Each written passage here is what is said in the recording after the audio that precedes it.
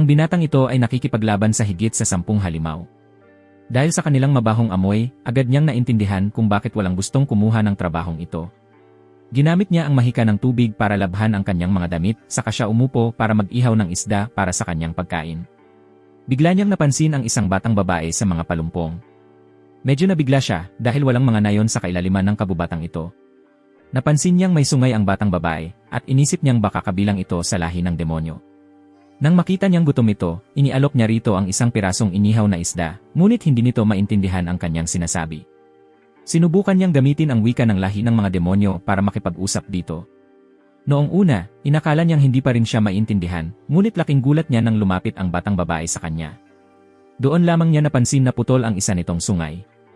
Inabot niya rito ang inihaw na isda at sinabi rito na kumain na. Kinuha ng cute na batang babae ang isda at kinain ito ng may gana. Mukhang sobrang gutom na gutom talaga ito. Habang nakatingin sa putol na sungay, naalala ni Delle na ayon sa batas ng lahi ng mga demonyo, ang sinumang gumawa ng krimen ay puputulan ng isang sungay at ipapatapon. Mukhang mahirap paniwalaan iyon para sa isang bata, kaya inisip niyang baka itinapon ito kasama ng kanyang pamilya.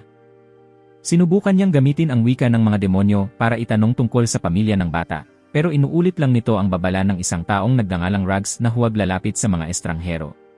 Akala niya ay hindi siya naintindihan, kaya sinabi na lang niya rito na umuwi na matapos kumain. Bigla niyang hinawakan ng batang babae ang kanyang kamay at tinuro siya na sumunod. Sumunod siya rito papasok sa kabubatan. Itinuro nito ang loob, sinabing doon daw sila pupunta, pero nag-atubili ito dahil may nagsabi raw sa kanya na huwag papalapitin ang sinuman. Pumasok siya para tingnan at laking gulat niya nang makita ang isang bangkay. Nang makita ang pares ng mga sungay, inisip niyang mula ito sa lahi ng mga demonyo, marahil ama ng batang babae. Bago mamatay, sinabi ng ama sa anak na huwag lalapit sa kanyang katawan dahil baka puntiryahin siya ng mga mababangis na hayop at mapanganib na halimaw. Ang masunuring batang ito ay sumunod sa utos ng kanyang ama at namuhay mag-isa sa madilim na kabubatang ito. Napabuntong hininga si Delle, alam niyang nadamay siya ng hindi sinasadya, pero hindi niya kayang ipagsawalang bahala iyon. Gumamit siya ng mahika ng lupa para lumikha ng libingan para sa ama ng bata, at pagkatapos, nagpakilala sila sa isa't isa. Ang pangalan niya ay Delle at ang batang babae ay si Latina. Iminungkahi niyang isama si Latina at masaya itong tumango bilang pagsang-ayon. Binuhat niya ito at gaan itong parang balahibo. Kung maglalakad silang dalawa, aabutin sila ng paglubog ng araw bago makabalik. Sinabi niya sa bata na sa unahan nila ay ang krus, kung saan nakatira ang mga maharlika sa hilaga, habang ang mga karaniwang tao, gaya ni Delle, ay nasa timog. Pagbalik nila sa bayan, nagulat ang mga gwardiya nang makita si Delle na may dalang batang babae mula sa lahi ng mga demonyo na may putol na sungay. Matapos suriin ang sitwasyon, pinayagan pa rin silang makapasok. Habang nakatingin sa masiglang tanawin sa harapan niya, hindi maiwasan ni Latina ang mamangha, nakadilat ng malaki ang kanyang mga mata. Ipinaliwanag ni Delle na ito ang pangalawang pinakamalaking lugar sa bansa. Gayunman, may hadlang pa rin sa wika sa pagitan nila ni Latina, kaya naging mahirap ang kanilang pag-uusap. Dinala ni Delle si Latina sa isang kainan na parang pamilyar na base niya. Dahil ang pagpasok ng batang babae mula sa lahi ng mga demonyo sa harapang pinto ay maaaring magdulot ng gulo, pinili niyang dumaan sa likod na pinto. Sa abalang kainan, nagsisilbi ng masasarap na pagkain sa mga customer ang waitress na si Rita. Ang chef doon ay si Kenneth. Nagtaka siya kung bakit pumasok si Delle sa likod na pinto at kung ano ang dala nito. Sinabi ni Delle na ipapaliwanag niya mamaya at humingi siya kay Kenneth ng mainit na tubig. Matapos makuha ang pahintulot, dinala ni Delle si Latina sa banyo at sinabi rito na magpalit ng damit para makapaghanda sa paliligo. Dahil sa pagkabigla, nataranta ang batang babae at napasigaw ng malakas. Sa wakas, matapos ang maayos na paliligo, mas malinis at mas maganda na ang hitsura ng bata. Noong sandaling iyon, pumasok si Rita at mausisang nagtanong kung anong gulo na naman ang dinala ni Delle. Nang makita ang batang babae, inisip ni Rita na baka anak ito ni Delle sa labas. Agad niya itong itinanggi, ipinaliwanag niyang 18 pa lamang siya at hindi pa ama.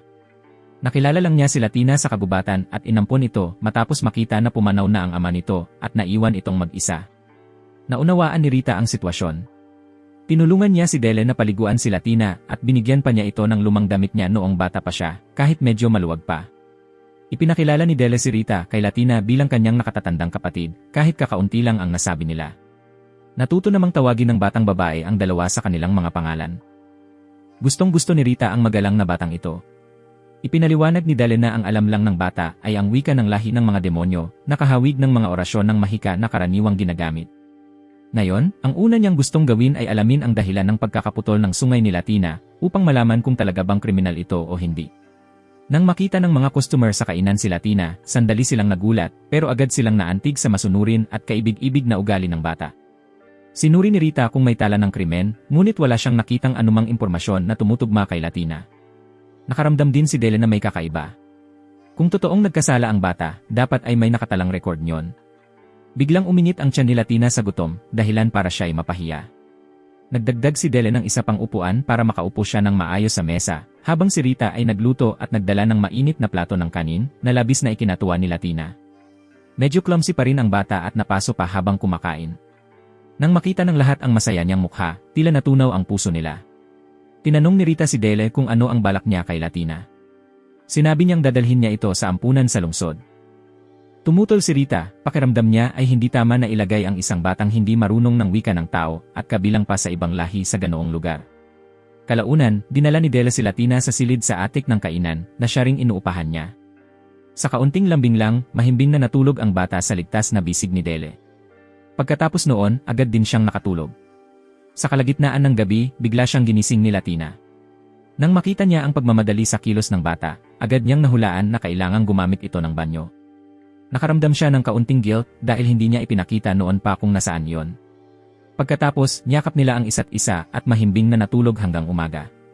Si Dele ang unang nagising at habang pinagmamasdan niya ang maamong mukha ng natutulog na bata, hindi niya magawang gisingin ito. Naramdaman ni Latina na naghahanda si Dele umalis, kaya bigla itong nagising, tumakbo at niyakap siya ng mahigpit at puno ng lambing.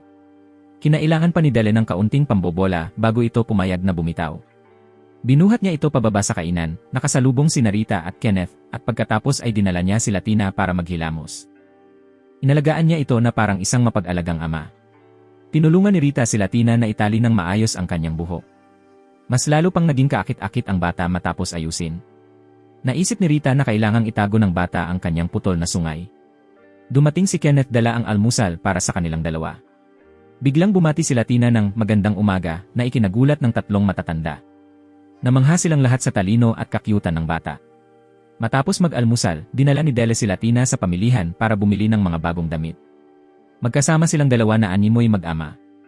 Bumili si Dele ng kung ano-anong gamit para sa bata, at nagsimula siyang mag-alala sa sinabi ni Rita. Pagkatapos ng maghapon, dinala niya ang bata pabalik sa bahay tuluyan. Tinanong siya ni Rita kung ano ang plano niya. Agad siyang nataranta. Isa siyang adventurer na marunong lang lumaban. Kaya ba niyang magpalaki ng bata? Pinakalma siya ni Rita, sinabing habang wala siya, tutulungan daw nila ni Kenneth sa pag-aalaga sa bata. Kinusot ni Latina ang mga mata niya, bumaling at hinanap si Dele. Nang makita niya ang ganoong hitsura ng bata, napagpasyahan ni Dele na maging tagapangalaga ni Latina. Bahagyang iminulat ni Latina ang mga mata at binati ang pagsikat ng araw. Nang hindi makita si Dele kahit saan, agad siyang tumalon mula sa kama para hanapin ito.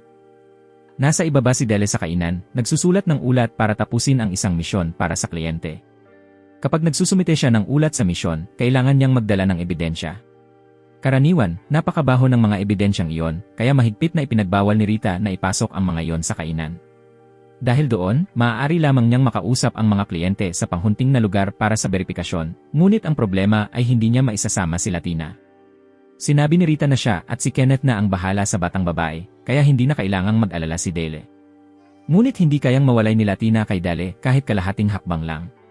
Nang marinig niyang tinatawag siya ng bata mula sa itaas, agad siyang umakyat para buhatin ito pababa. Nang makita yon, pinaalalahanan siya ni Rita na mapanganib dalhin ang isang bata sa kabubatan. Ngunit lubos nang niyakap ni Dele ang papel niya bilang isang mapag-arugang ama. Nang marinig iyon, sinermunan siya ni Rita sa pagiging hangal, sinabing maaari naman siyang umalis agad at bumalik bago dumilim.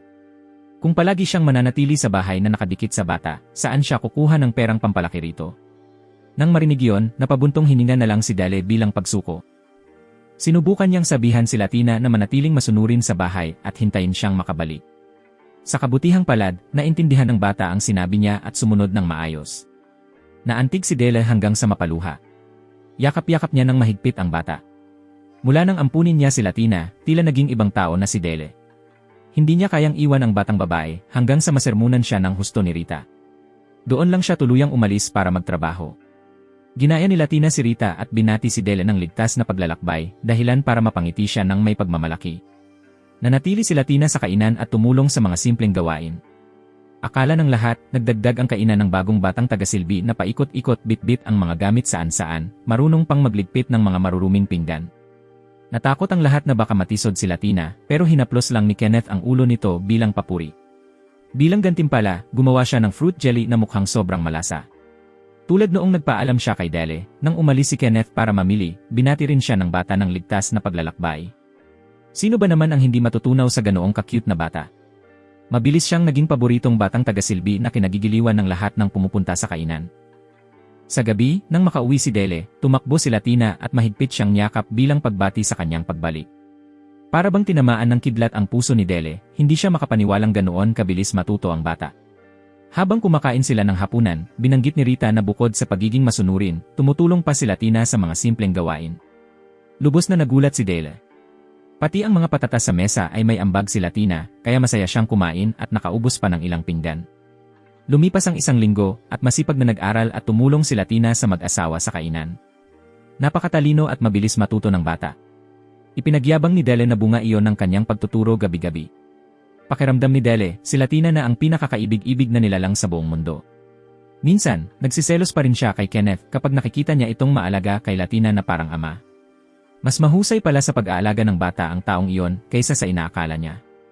Isang araw, kinailangang pumunta ni Kenneth sa pamilihan para bumili ng patatas para sa mashed potato. Naalala ni Latina na gustong-gusto iyon ni Dele, kaya hiniling niya kay Kenneth na isama siya. Hindi nagawa ni Dele na pigilan ang bata sa paglabas. Gusto rin niyang sumama. Ngunit sa kasamaang palad, hindi naman siya bata. Ayaw man niya, pinayagan ni Dale si Kenneth na isama si Latina. Sa loob niya, nakakainis ang selos na naramdaman niya.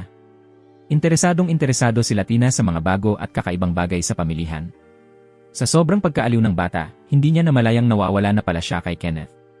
Nang mapansin yon, agad bumalik si Kenneth para ipaalam kay Dele. Pagkarinig ng masamang balita, halos mabaliw si Dele at muntik nang sirain ang buong kainan. Kinailangan siyang pagalitan ni Rita, sinabing hanapin na lang niya ang bata imbes na wasakin ang tindahan. Naisip niyang hindi rin naman basta papayagan ng mga gwardya na isama ng isang estranghero ang bata kahit saan. At matalino rin si Latina. Baka kaya niyang makabalik mag-isa. Humingi si Rita ng tulong sa mga parokyano ng kainan para hanapin ang bata, at nangako siya ng libreng pagkain bilang kapalit. Pagkarinig noon, masaya silang lahat na pumayag. Samantala, inaapi si Latina ng isang grupo ng mga bata.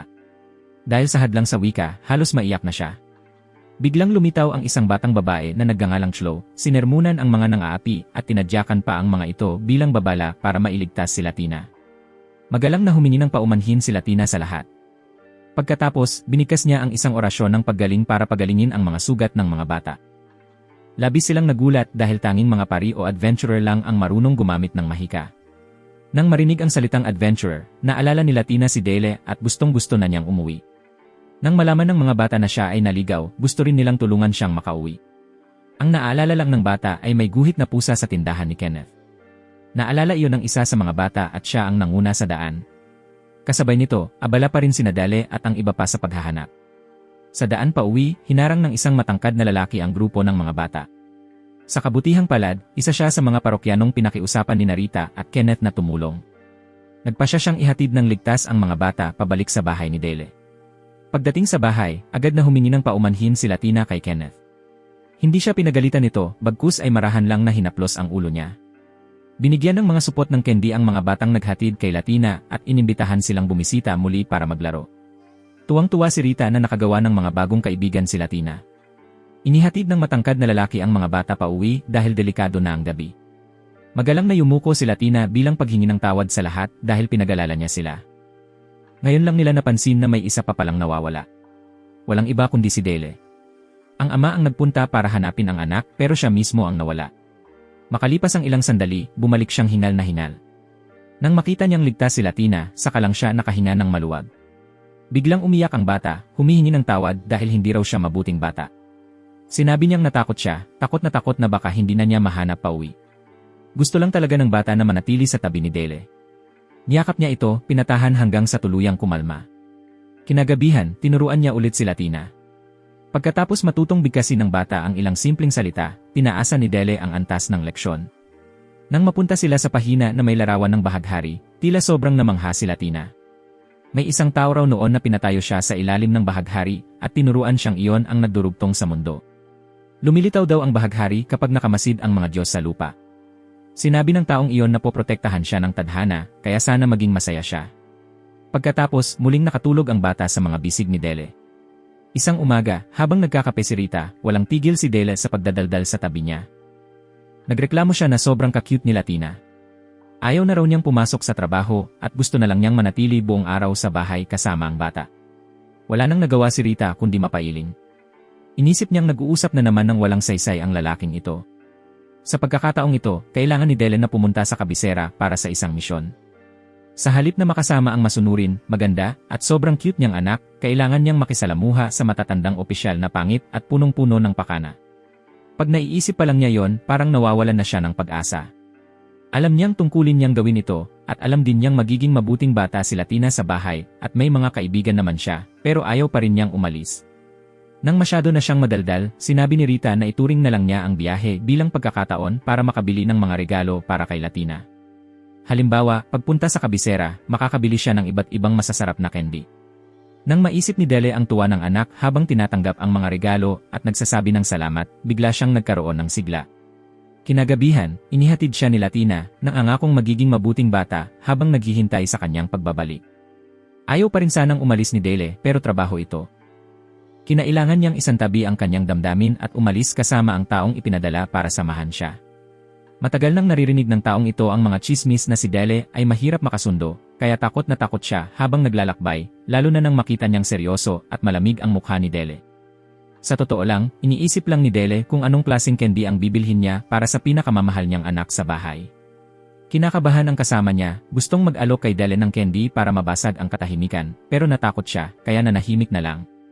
Nang makita ni Dele ang kahon ng candy, agad niyang naisip si Latina.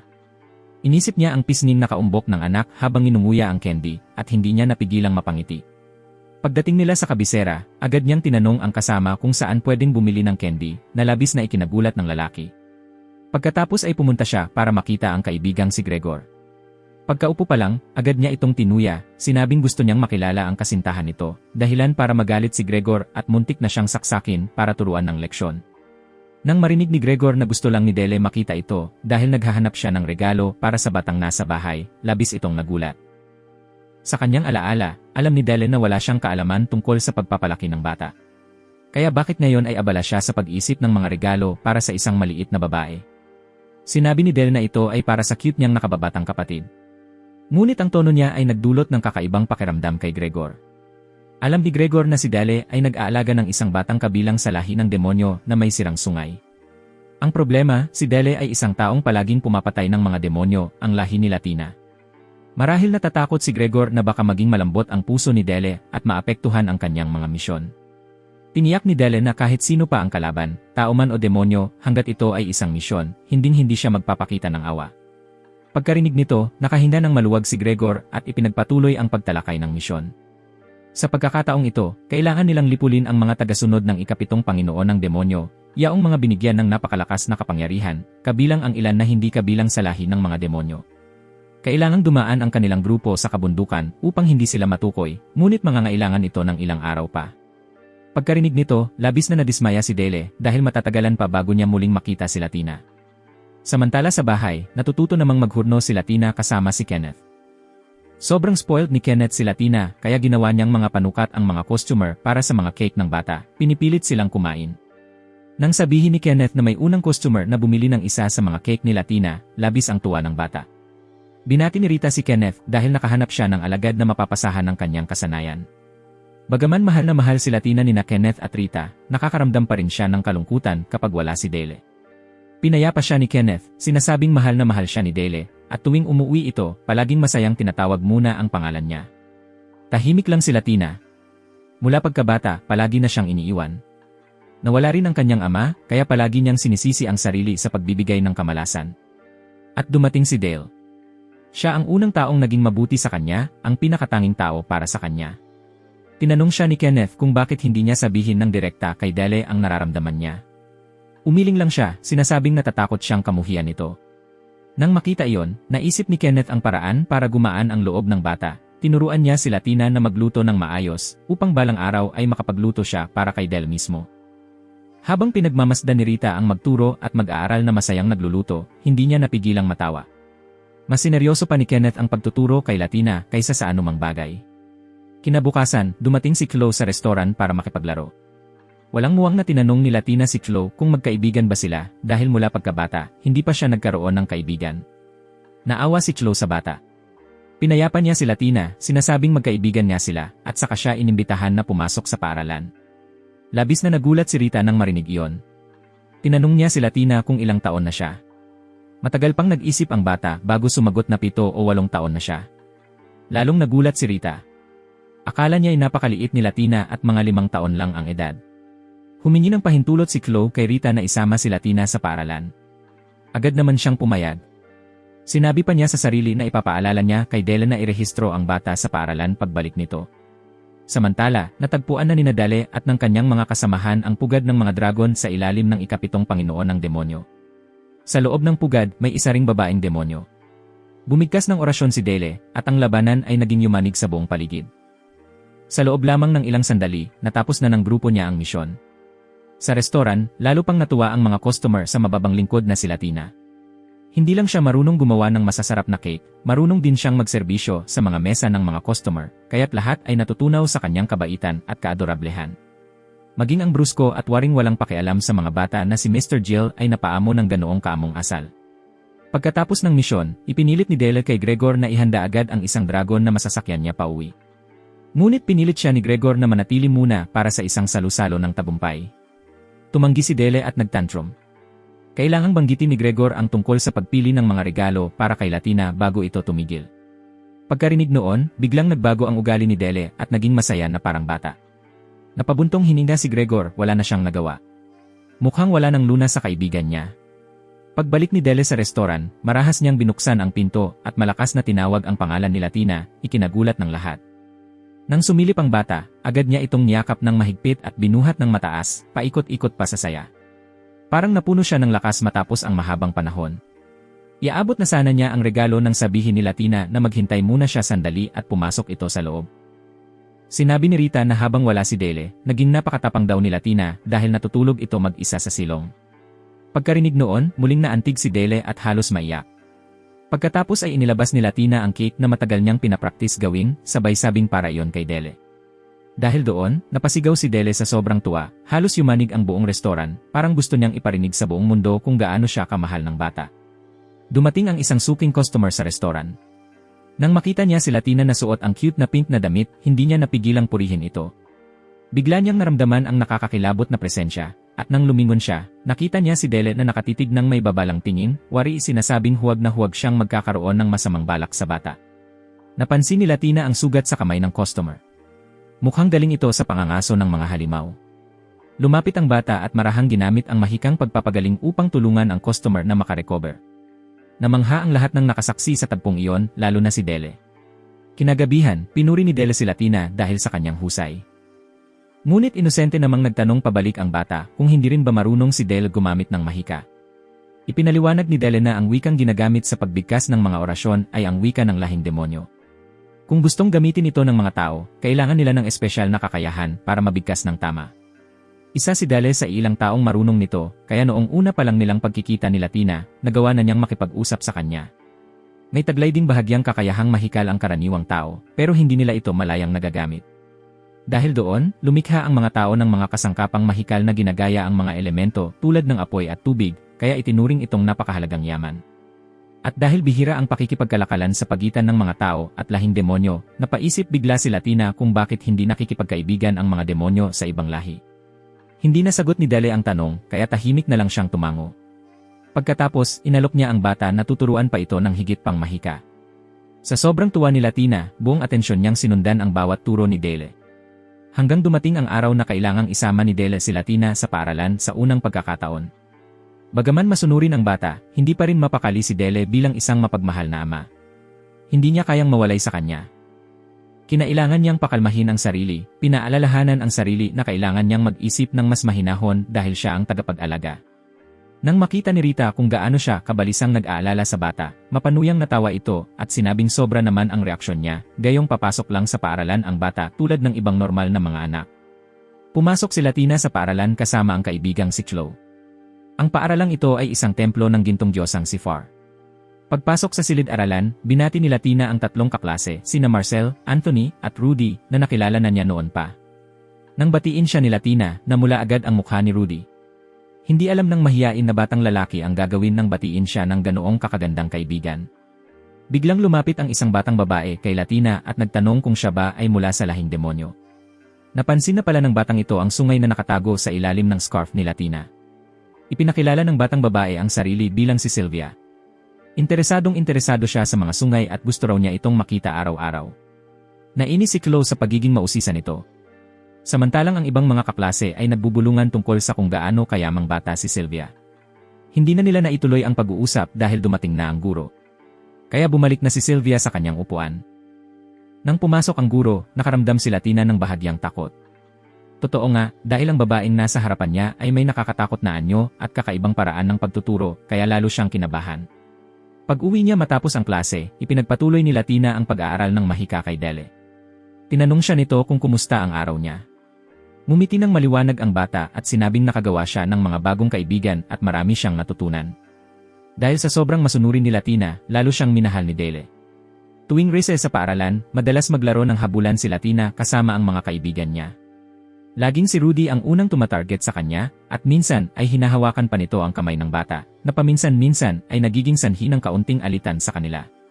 Ngunit isang araw, naging tensyonado ang silid-aralan. Habang nagtuturo, nadiskubre ng guro na si Latina ay kabilang sa lahing demonyo. Bigla itong nagalit, marahas na hinablot ang buhok ni Latina at pasigaw siyang inalipusta. Tinawag niyang isang isinumpang nilalang si Latina na hindi karapat-dapat mabuhay sa lugar na iyon. Lubos na natakot si Latina sa mga salitang iyon. Pagkatapos, sinimulan ng guro na ipalaganap sa mga estudyante ang masasamang ideya tungkol sa lahing demonyo. Nang makita ni Chloe na sobrang higpit ng pagkakahila ng guro sa buhok ni Latina, hindi na siya nakapagtimpi at hinagisan ito ng kung ano bilang protesta. Tumayo rin ang iba pang mga kaibigan para ipagtanggol si Latina. Agad namang nagbanta ang guro na anumang estudyanteng lalaban sa isang madre ng templo ay agad na mapapaalis. Ngunit biglang nagsalita si Sylvia ng kalmado, sinabing maaari siyang paalisin kung gusto ng guro. Hindi siya natatakot dahil siguradong ipagmamalaki pa siya ng pamilya niya sa pagtatanggol sa isang kaklase.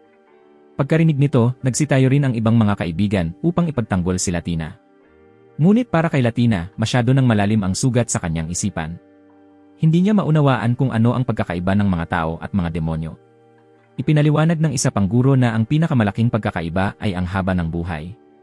Mas mahaba ng 2 beses ang itinatagal ng buhay ng mga demonyo kumpara sa mga tao.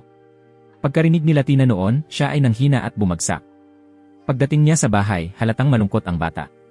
Iniwasan niya ang mga tanong ni Kenneth at tumakbo diretsyo sa kanyang silid.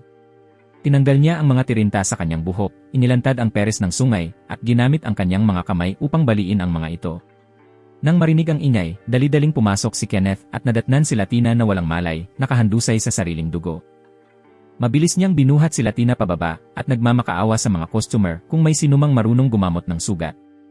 Nang makita ni Rita ang dugo, agad siyang nataranta at nagpanik. Sa kabutihang palad, may isang customer na marunong ng paunang lunas. Pagkatapos noon, dali-daling dinala ni Kenneth ang bata sa ospital. Nang bumalik si Dele at marinig ang nangyari, parang nag-aalab ang buong katawan niya sa galit at pag-aalala. Hindi niya maunawaan kung bakit nagawa iyon ng bata. Napabuntong hininga si Kenneth at sinabing si Dele lang ang makakasabot niyon. Pagmulat ni Latina, naging bugnutin siya. Hindi na niya matanggap ang pagkakaroon ng sungay. Humagulgol siya, sinasabing hindi na raw siya tatanggapin ng mga tao, at tanging ang mga tao lamang ang tunay na nagmamalasakit sa kanya. Habang binabanggit niya ang tungkol sa haba ng buhay, lalo siyang nawalan ng pag-asa. Napilitan si Dele na yakapin siya ng mahigpit at damayan siya ng matagal hanggang tuluyang kumalma.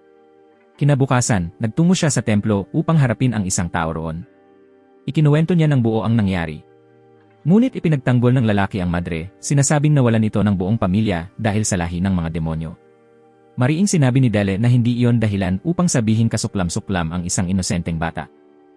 Alam niyang hindi iyon ang unang beses na nagdulot ng gulo ang madre. Binalaan niya ang lalaki na magpataw ng mabigat na parusa, kung hindi ay irereklamo niya ito sa lugar na pinamumunuan ng Diyos ng makatarungang digmaan. Sa narinig na iyon, napilitan ang templo na palayasin ang madre mula sa samahan ng relihiyon. Bagaman naresolba ang lahat, patuloy pa ring sinisisi ni Dele ang sarili. Kung nasabi lang sana niya kay Latina ang totoo tungkol sa habang buhay ng mga nilalang. Pagbalik niya sa bahay, sinabi ni Rita na bumisita si Chloe upang dalawin si Latina. Pagdating ni Chloe, agad siyang napaiyak at sinermunan ang kaibigan sa pagiging padalos-dalos. Pinuri niya ang mga sungay ni Latina, sinabing maganda ang mga iyon, at na si Latina ay mananatiling si Latina anuman ang mangyari. Sa narinig niya, tuluyang humagulhol si Latina, niyakap ang kaibigan, at paulit-ulit na humingi ng tawad. Kinagabihan, naghanda si Narita at Kenneth ng munting salu-salo upang ipagdiwang ang kaligtasan ni Latina. Masayang sinabi ni Latina na tunay siyang masaya. Tinanggap at minahal siya ng lahat. Muling lumiwanag ang mundo ng dalaga. Mahigpit siyang niyakap ni Dele. Ramdam niyang napakaswerte niya sa araw na natagpuan niya ito. Masigla ang gabi ng salu-salo. Buong siglang sinabi ni Dele na siya ang magbabayad ng inumin para sa buong restaurant o gabing iyon. Nang marinig ni Dele ang papuri ng lahat kay Latina, hindi niya napigilang makaramdam ng matinding pagmamalaki. Ipinagyabang pa niya na ang dalaga ay hindi lang masunurin kundi may talento at kaibig-ibig din. Namula ang mukha ni Latina sa hiya. Upang mas mapasigla ang gabi, naglabas ng gitara ang isang suking customer at nagsimulang kumanta. Gustong ipakita ni Dele ang talento ni Latina sa pagkanta dahil hindi pa niya ito naririnig noon. Ngunit pagkarinig pa lang niya sa boses ng dalaga na parang boses ni Jane, naisip niyang sapat na ang pagiging cute nito. Hindi na kailangan pang kumanta. Matapos siyang tuluyang gumaling, masiglang nakabalik si Latina sa paaralan. Bago siya umalis, sandamakmak na paalala ang ibinigay ni Dele sa kanya, at kahit nakaalis na ito sa pintuan, humabol pa rin siya upang magdagdag pa ng ilang bilin. Pagdating sa klase, nakita ni Latina sina Marcel at Rudy na tila may pinag-uusapan. Nang magtanong siya, nalaman niyang naghahanap si Marcel ng regalo para sa kanyang ama. Sumabat din si Sylvia, ipinagyayabang na ngayong taon ay bibigyan niya ang kanyang ama ng peres ng guwantes na may bordang bulaklak. Sinabihan naman ni Chloe na basta't may kasamang pagmamahal ang regalo, tiyak na magugustuhan iyon ng ama ni Marcel. Ngunit habang tumatagal ang usapan, tila wala na silang mapuntahan. Pagkatapos ng klase, umuwi si Latina. May gusto siyang ibahagi kay Kenneth. Kamakailan, lalong gumaling ang dalaga bilang isang masipag na taga-silbi, cute at mabilis kumilos. Minsan pa nga ay iniisip ni Narita at Kenneth na baka isa siyang henyo. Sa isang subok lang, mapaluto man o paglilinis, agad niyang natatandaan ang lahat. Ang nakapagtataka, noong una siyang dumating, sobrang clumsy pa niya, hindi man lang marunong humawak ng kutsilyo o magpiga ng basahan. Hindi dahil hindi niya kaya, kundi dahil hindi niya alam kung paano sisimulan. Biglang napaisip si Dele. Tinanong niya kung bukod sa kanya at kay Kenneth, mayroon bang ibang nagturo kay Latina noon. Alanganing sumagot ang dalaga, ngunit agad niyang tinakpan ang sariling bibig na parabang natakot na may masabi. Nang makita yon, agad na ipinagsawalang bahala ni Dele, ayaw na niyang pilitin pa ang bata na mag-isip ng mabigat. Kinahapunan pagkatapos ng klase, humingi ng pahintulot si Latina na bumisita sa bahay ni Chloe. Gaya ng dati, matapos magtrabaho, dali-daling umuwi si Dele upang makita ang dalaga. Ngunit sa pagkakataong ito, wala si Latina sa bahay. Nasa bahay siya ni Chloe. Nang marinig ni Dele na madalas na palang naglalaro ang dalaga roon nitong mga araw, napatigil siya at napuno ng luha ang kanyang mga mata na parabang iyak na. Nalungkot siya dahil ngayon ay may mga kaibigan ng kalaro si Latina at kailangan na niyang ibahagi ang pagmamahal ng bata. Dala ng mabigat na damdamin, pumasok si Dele sa restoran, iniwang nagtataka si Kenneth kung ano ang nangyayari. Tanging si Rita lang ang nakaintindi na hindi dapat magselos si Dale kay Chloe. Sa kabilang banda, abala si Latina sa pag-aaral manahi kasama si Chloe. Sinabi pa ng ina ni Chloe na dahil kay Latina, mas nagsisikap at nagiging seryoso na raw ang kanyang anak. Pagsapit ng gabi, pag-uwi, tumulong si Latina kina Kenneth at Rita sa pagsisilbi sa mga mesa. Sa tuwing makikita ni Dele ang kakyutan ng dalaga, parang lumalambot ang puso niya. Biro pa niya kay Kenneth na inaabuso raw nito ang dalaga. Natatawa lang si Kenneth, sinabing binabayaran naman niya ng maayos si Latina. Opisyal na empleyado na raw ito ngayon, hindi lang pinapatrabaho ng gabi dahil bata pa. Nagulat si Dele nang marinig iyon dahil ni minsan ay hindi pa niya nakitang may dalang pera ang dalaga. Sinabi ni Kenneth na marahil ay nag-ipon si Latina, dahilan para lalo siyang malito, tuloy ay napabubulong na lang na parang ligaw na kaluluwa. Akala ng mga customer sa restoran na himatay na siya sa gutom. Sa mga sandaling iyon, nakikipagkwentuhan si Latina sa parokyanong si Tito Jill. Binanggit niya ang malamig na panahon at sumagot si Jill na malapit nang bumuhos ang nyebe. Hindi nila alam na may dalawang lalaking palihim na nakamasid kay Latina mula sa malayo, mga kidnapper na nambibiktima ng mga batang mula sa ibang lahi upang ibenta. Naramdaman din ni Jill ang kakaibang kilos ng dalawang customer. Pagkatapos magpaalam, umuwi siya agad. Si Latina naman ay naghanap kay Kenneth upang tanungin kung nasaan si Dele dahil gusto niyang ibigay dito ang inihanda niyang regalo. Alam na ito ni Kenneth kaya agad niya itong pinaakyat sa itaas. Sa itaas, nakaupo si Dele na malungkot, sinisisi ang sarili dahil hinayaan niyang magtrabaho ang bata nang hindi niya alam. Iniisip pa niya kung kulang ba ang mga bagay na binibili niya para dito o baka ayaw lang siyang abalahin ni Latina. Habang nagbubulong siya sa sarili, biglang pumasok si Latina, dahilan para siya magulat. Kinakabahan ang dalaga habang inilalabas ang regalong inihanda niya para sa kaarawan ni Dele. Isang regalong siya mismo ang gumawa, natutunan niya mula sa mga kaibigan sa paaralan. Tinanggap iyon ni Dele at napaluha sa sobrang emosyon. Niyakap niya ng mahigpit si Latina, halos maiyak sa tuwa, pakiramdam niya siya na ang pinakamasayang tao sa buong mundo. Pagkatapos, dinala ni Dele ang bata pababa. Nagulat ang dalawang estranghero kanina nang makita nilang ang lalaking kanina'y malungkot ay biglang nagmistulang masayang ama. Lumabas na ang dahilan ng lahat para makabili ng regalo para kay Dele, humiling si Latina na magtrabaho ng part-time. Sinabi ni Kenneth na kung gusto niyang magsipag pa, babayaran niya ito ng maayos. Idinagdag pa niya na ayos lang iyon dahil karaniwan na sa mga bata rito ang magsimulang magtrabaho ng maaga para matutong maghanap buhay. Sinabi rin ni Kenneth na pwedeng mag-aral si Latina para maging iskolar o kaya'y matutong magluto roon mismo sa restoran. Para kay Latina, masaya ang pagpasok sa paaralan, pero iniisip niyang mas mahaba ang kanyang panahon kaysa sa mga tao, kaya marami pa siyang pagkakataong matuto. Sa ngayon, gusto muna niyang mag-focus sa pag-aaral ng pagluluto kay Kenneth dahil iyon ang kanyang malaking pangarap. Sa narinig, labis na natuwa si Kenneth at nagpa siya na magiging mabuting huwaran siya para sa batang kanyang tinuturuan. Samantala, si Dele, matapos matanggap ang handang regalo mula sa kanyang pinakamamahal na anak, ay tuwang-tuwang ipinagyayabang ito sa buong restoran. Sa di sinasadyang pagkakataon, napansin ni Latina ang unang pag-ulan ng nyebe sa labas at agad siyang tumakbo palabas upang masdan iyon. Mula noon, araw-araw siyang naupo sa tabi ng bintana, matyagang naghihintay na muling bumagsak ang nyebe. Nang makita ni Dele ang pagkahumaling ng bata, iminungkahi niyang isama ito sa labas upang maglaro. Pagbukas pa lang ng pinto, dali-daling tumakbo si Latina sa bakuran, lubos na nalulugod sa paglaro. Pagkatapos maglaro, kahit ayaw pa niya, sumunod naman siyang maligo ng maayos. Kabaligtaran ng bata, palaging abala at naiirita si Dale tuwing taglamig dahil para sa kanya, sagabal at mapanganib ang nyebe, hindi niya inakalang may taong matutuwa rito. Bago pumasok sa trabaho, muli niyang binigyan si Latina ng samut-saring paalala, sa kanya ito niyakap ng mahigpit at napahagulgol muna bago tuluyang umalis. Ngunit hindi niya inaasahan na pagkatapos niyang umalis, babalik pala sa restoran ang dalawang lalaking may balak mangidnap sa bata. Habang naglilingkod ng tubig, nagkukwentuhan si Latina at si Jill tungkol sa nyebe. Pag-alis ni Jill, napansin niyang nakalimutan nito ang isang bag. Agad na tumakbo si Latina upang habulin si Jill at ibalik ang bag. Sa pagbabalik niya patungo sa restoran, hinarang siya ng dalawang malalaking lalaki. Nang makilala niyang masasamang tao ang mga ito, mabilis siyang lumiko sa ibang direksyon at tumakbo palayo. Dahil madulas ang daan, nadapa siya. Balak na sana niyang gumamit ng mahika para ipagtanggol ang sarili, ngunit naalala niya ang bili ni Dele na gamitin lamang ito kung siya ay tunay na nasugatan.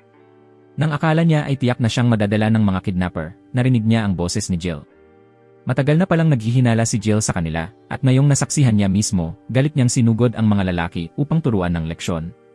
Sa kabutihang palad, dumating ang mga bantay ng syudad at agad nilang nahuli ang dalawang salarin. Ipinaliwanag ng tenyente na nitong mga nakaraang araw, may mga itim na pamilihang nagbebenta ng mga batang mula sa iba't ibang lahi. Si Latina, bilang isang bihirang batang mula sa lahi ng mga demonyo, ay naging perpektong target. Alam pa ng tenyente ang pangalan niya, bagay na labis na ikinagulat ni Latina. Lumabas na ang tenyente ay ama pala ni Sylvia, ang kaklase niya. Sinabi nitong balak niyang bisitahin balang araw ang restoran kung saan nakatira si Latina upang matikman ang pagkain doon. Matapos ang kanyang misyon, dali-daling umuwi si Dele na parang hangin. Nasabik si Dele sa ideya na makikita niya muli ang maliwanag ng ngiti ni Latina na magbibigay sa kanya ng lakas. Sa daan, nasalubong niya ang batang kasama si Jill. Mabilis na lumapit si Dele at kabadong tinanong sila. Maingat na itinago ni Jill ang nangyari, at sinabi lamang na tinulungan siya ni Latina na ibalik ang ilang nakalimutang gamit. Nang araw na yon, napansin ni Rita si Dele na nakaupo at malalim ang iniisip, kaya nilapitan niya ito upang tanungin kung ano ang problema. Sabi ni Dele, masikip na raw sa kanya ang kanyang coat. Bagaman ilang ulit na niya itong ipinatahi, hindi na talaga ito kasya. Ang mga coat na iyon ay galing pa sa kanyang bayan, kaya may sentimental na halaga sa kanya. Sa sandaling iyon, iniabot ni Rita ang isang liham mula sa kanyang bayan, saka siya umalis. Napansin ni Dele na tila maputla si Rita ngayon, parang may sakit. At bago pa niya tuluyang matapos ang pag-iisip na yon, bigla itong nawalan ng malay. Pagkatapos siyang suriin, laking gulat ng lahat ng malaman na may dinadala pala siyang bagong buhay sa kanyang sinapupunan. Nahiyang lumitaw si Kenneth. Lumabas na alam na pala niya ito noon pa, ngunit naghahanap pa siya ng tamang oras para sabihin kay Dele, hindi inaasahang sa ganitong paraan pa ito mabubunyag. Pagkagising ni Rita, iginiit niyang bumalik agad sa trabaho sa kabila ng paulit-ulit na payo ni Kenneth na magpahinga. Sa sandaling iyon, may pumasok na ideya sa isip ni Dele. Naisip niyang dahil magkakaanak na ang mag-asawa, dapat niyang isama si Tina para manirahan sa ibang lugar. Ngunit bago pa niya matapos ang kanyang sasabihin, sabay na tumutol sina Kenneth at Rita. Sinabi nilang pwedeng umalis si Dele kahit kailan niya gusto, pero si Tina ay kailangang manatili dahil opisyal na siyang empleyado ng restaurant. Nang marinig iyon, tumutol si Dele, sinabing kahit ganon ay hindi pa niya nakikita si Tina na gumagastos ng pera. Ngumiti si Kenneth. Ang totoo, sinabi raw ni Tina na gusto niyang mag-ipon, kaya dinala siya ni Kenneth sa templo para magdeposito. Pabirong sabi pa ni Kenneth, sa bilis ng ipon ni Tina, baka magkakapanustos na siya sa dote. Pagkarinig nito, napasigaw si Dale sa ingay at protesta. Habang umiiyak at nagwawala siya, dumating si Tina mula sa paaralan, kaya't lalong naging katawa-tawa ang tagpo. Nang marinig niyang pinag-uusapan ang sanggol sa tiyan ni Rita, labis na natuwa si Tina. Sinabi ni Dele kay Kenneth na balak niyang bumalik sa kanyang bayan para magbakasyon. Kinagabihan, umupo si Dele para bigyan ng mga tagubilin si Tina. Sa simula, plano niyang hintayin munang matapos ni Tina ang pag-aaral bago umuwi, ngunit dahil sa sira-sira na niyang coat, napilitan siyang umalis ng mas maaga. Bukod pa rito, gusto rin niyang makabalik bago manganak si Rita para hindi na dagdag abala kay Kenneth. Tinanong ni Dele kung gusto bang sumama ni Tina o manatili. Kuminang ang mga mata ng bata sa tuwa nang marinig ang posibilidad na makasama siya, at masiglang iginigiit na sasama talaga siya. Kinabukasan, nagsimula na siyang mag-impake ng kanyang mga gamit bilang paghahanda sa biyahe. Habang nagluluto kasama si Kenneth, sinabi ni Tina na gusto niyang isama ang pamilyar niyang kutsilyo. Ipinaliwanag ni Kenneth na yon ay kutsilyo sa kusina at hindi angkop para sa mahabang paglalakbay. Sa halip, dapat daw ay may kutsilyo siyang magagamit sa pag-ukit ng kahoy. Sinabi rin ni Kenneth na kung kailangan, pwedeng bumili si Dale sa kabisera. Gusto ni Tina na pumili ng kutsilyong swak sa kanyang kamay, kaya iminungkahi ni Kenneth na dalhin siya sa panday. Sa daan, nabanggit ni Tina na ang ama ni Rudy, ang kaklase niya, ay isa ring panday. Kilala ni Kenneth ng bahagya ang ama ni Rudy, kaya sinamantala niya ang pagkakataon upang dalhin doon si Tina. Noong una, inakala ng ama ni Rudy na bibili lamang sila ng mga laruan, kaya nakakunot ang kanyang noo. Ngunit nang magalang siyang binati ni Tina at humiling ng kutsilyong babagay sa kanya, inakala niyang nagbibiro lang ang bata at hindi pinansin. Kinailangan pang ipaliwanag ni Kenneth ng malinaw na kailangan ng bata ng kutsilyo para sa pagluluto sa malalayong paglalakbay bago lamang sila pinapasok upang pumili. Habang pumipili sila, maingay sa labas ang tatlong kapatid ni Rudy. Si Rudy, nakatatapos lang makipagtalo, ay napatigil nang marinig mula sa kanyang ama na may kaklase siyang dumalaw at paglingon niya ay nakita niyang nakangiti at bumabati si Tina. Napatulala silang lahat ng magkakapatid. Agad na tumakbo si Rudy at sinabing hindi dapat gamitin ni Tina ang mga kutsilyo sa kanilang bahay. Medyo nainis ang bata pero sagot niya ay masasanay din siya. Nang marinig ni Rudy na aalis si Tina sa isang mahabang paglalakbay, nabigla siya, inakalang tuluyan na itong lilisan at halatang nag-alala. Ipinaalala ni Kenneth kay Tina na dapat niyang ipaalam ng maaga sa mga kaibigan ang tungkol dito. Kung bigla siyang mawawala, tiyak na mag-aalala ang lahat. Kaya tumalikod ang bata at sinabi kay Rudy na uwi lang siya kasama si Dele at babalik bago matapos ang tag-init. Pagkarinig nito, nakahinda ng maluwag si Rudy at muling bumalik sa dati niyang malamig na ugali. Sa wakas, pumili si Tina ng kutsilyong nagustuhan niya.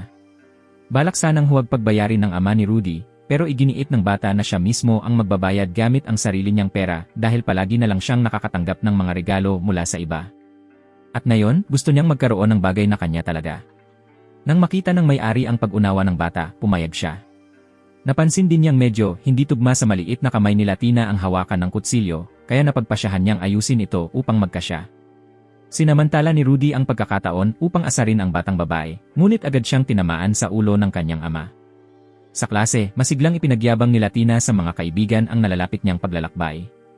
Samantala, sinamantala ni Dele ang pagkakataon upang pumunta sa palengke at bumili ng ilang bagay para maprotektahan si Tina. Napagtanto niyang simula nang dumating ang bata, ang pamimili para kay Tina ang naging pinakamalaking kasiyahan niya.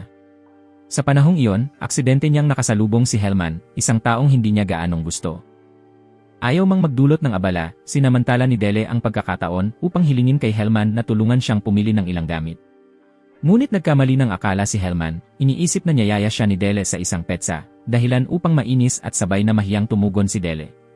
Gayunman, dahil iniisip pa rin niya si Latina, pinigilan niya ang sarili at nagpasensya. Dinala ni Helman si Dele sa isang marangyang tindahan ng mahiwagang kagamitan. Mabilis na pumili si Dele ng angkop na kasuotan para kay Latina, kaya nagtaka si Helman dahil halatang pambata ito. Nauutal na ipinaliwanag ni Dele na para ito sa isang tao. Nang makita ni Helman ang alanganing kilos niya, kunwari na lang siyang naniwala. Sa huli, masayang nagpasalamat si Dele, at mumiti si Helman, sabay sabing gusto niyang makilala ng harapan ang batang babaeng mahikero na nagbago ng ganito kay Dele. Pagbalik sa bahay tuluyan, sabik na sinuri ni Latina ang bago niyang gamit. Binalaan ni Narita at Kenneth si Dele na ingatan ng mabuti ang bata, at nagpaalam silang lahat. Formal nang nagsimula sa paglalakbay sina Dele at Latina. Sa daan, napansin ni Latina na tila kakaiba ang direksyong tinatahak nila. Ipinaliwanag ni Dele na gusto niyang samantalahin ang pagkakataon upang dalhin siya sa libingan ng kanyang ama. Ito ang kagubatang unang pinagtagpuan nila, at ito rin ang daan papunta sa kanyang bayan. Pagkarinig nito, sandaling natahimik si Latina, sa kamarahang hinawakan ang kamay ni Dele, at nagpasalamat dahil sa pagbisita nito sa libingan ng kanyang ama ng maraming beses para sa kanya. Madalas sabihin ng dalaga na gusto niyang makita iyon mismo upang sabihing masaya siyang nabubuhay. Bago sila pumasok sa kabubatan, binalaan ni Dele na kailangan nilang mag-ingat sa mga mahiwagang halimaw. At totoo nga, pagkapasok pa lang nila ng ilang hakbang, agad na naramdaman ni Latina ang panganib at mabilis na hinugot ang kanyang mahiwagang kasangkapang pananggalang. Si Deleman ay agad na nakatunog at napatay ang ilang halimaw. Hindi niya naiwasang mamangha sa kakayahan ng dalaga na makaramdam ng panganib. Sabi ni Latina, mula pagkabata, sa tuwing may panganib, ang alam lang niya ay tumakbo. Ngunit sinabi raw ng kanyang ama na iyon ay isang uri ng likas na pandama na ipinagkaloob ng tadhana upang siya ay maprotektahan. Pagkasabi nito, muling lumitaw ang isa pang grupo ng mahiwagang halimaw. Lalo ni Dele na kinamuhian ang ganitong uri dahil naglalabas ito ng sobrang nakakadiring malagkit na likido. Laking gulat niya nang biglang magsalita si Latina, nagsasabing gusto niyang tumulong. Bumigkas siya ng orasyon at lumikha ng mahiwagang panangga sa paligid ni Dele. Namangha siya sa talento ng dalaga sa ganoong edad sa kasumugod sa labanan. Umatras naman si Latina, tinatakpan ng ilong dahil sa matinding baho, dahilan para mag-alala sandali si Dale kung sakaling sa hinaharap ay iwas na siya rito dahil sa amoy. Pagkatapos ng laban, nakarating sila sa libingan ng ama ni Latina. Matapos magbigay galang, nagtayo si Dele ng tolda upang magpahinga magdamag. Habang siya ay pumunta upang mag-ipon ng panggatong, sinamantala ni Latina ang pagkakataon upang magpaapoy at magluto gamit ang mga itinuro sa kanya ni Kenneth. Pagbalik ni Dele, hindi niya naitago ang ngiti ng paghanga, kaya masayang nagboluntaryo si Latina na siya na ang magluluto. Agad pumayag si Dele, at totoo nga, napakasarap ng niluto ng dalaga, nagpapaalala sa kanya ng mga araw na naglalakbay siya kasama si Kenneth. Napakahalaga talagang may kasamang marunong magluto. Naramdaman ni Latina na hindi pa siya kasing galing ni Kenneth, kaya mas lalo siyang nagpasyang magpakasipag sa pag-aaral. Kinagabihan, magkatabi silang kumain at nagpainit sa tabi ng apoy. Para kay Latina, ang makasama si Dele ay ang pinakadakilang kaligayahan at kapanatagan. Tahimik niyang sinabi sa yumaong ama na namumuhay siya ngayon ng labis na masaya. Nagpatuloy ang dalawa sa kanilang paglalakbay kinabukasan. Nabahala si Dele na baka mapagod si Latina sa paglalakad, kaya isinakay niya ito sa likod ng kabayo. Hindi man lang nakaramdam ng anumang pagkailang ang dalaga. Sa katunayan, talagang nagustuhan niya ang pagkampo sa labas kagaya noong nakaraang araw. Lalong higit pa, basta't nasa tabi niya si Dele, ramdam ni Latina ang higit na kapanatagan at ginhawa.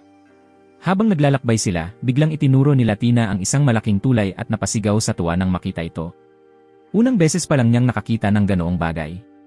Napagtanto ni Dele sa sandaling iyon na ang pinagmulan ni Latina ay ang bundok sa kabila ng kabubatan na nasa mismong hangganan ng teritoryo ng unang Panginoon ng mga demonyo.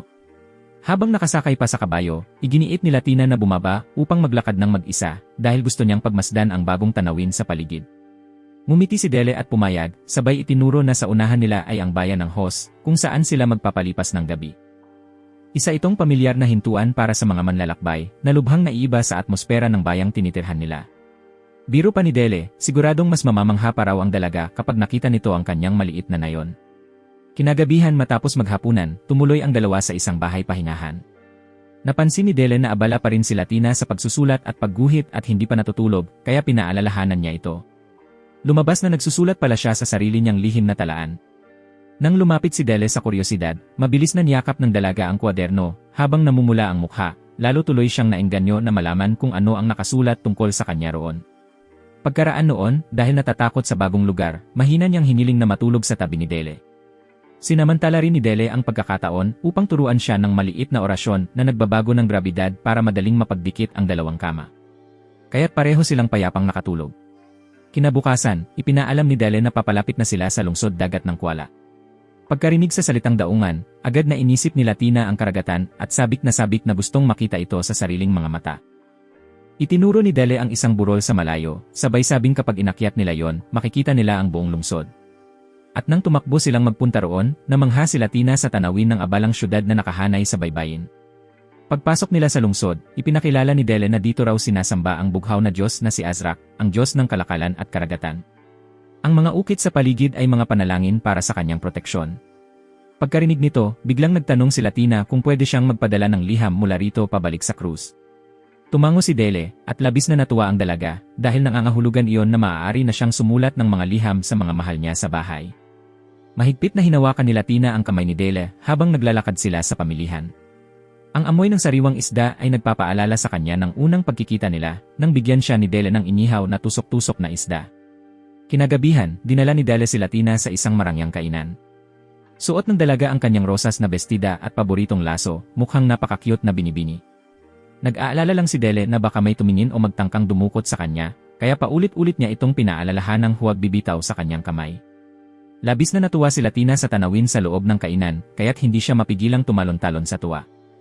Nang makita ni Dele ang ganoong kilos, palihim siyang natawa habang kumakain, naaliw sa katotohanang sinusubukan talagang umasta ng binibini si Latina, at dahil doon, lalo pa siyang naging kaibig-ibig sa paningin niya. Habang kumakain, napansin ni Latina ang isang musikera mula sa lahi ng demonyo na tumutugtog sa entablado. Nang makita niyang suot nito ang pulseras na kapareho ng sa kanya, tinanong niya si Dele tungkol doon.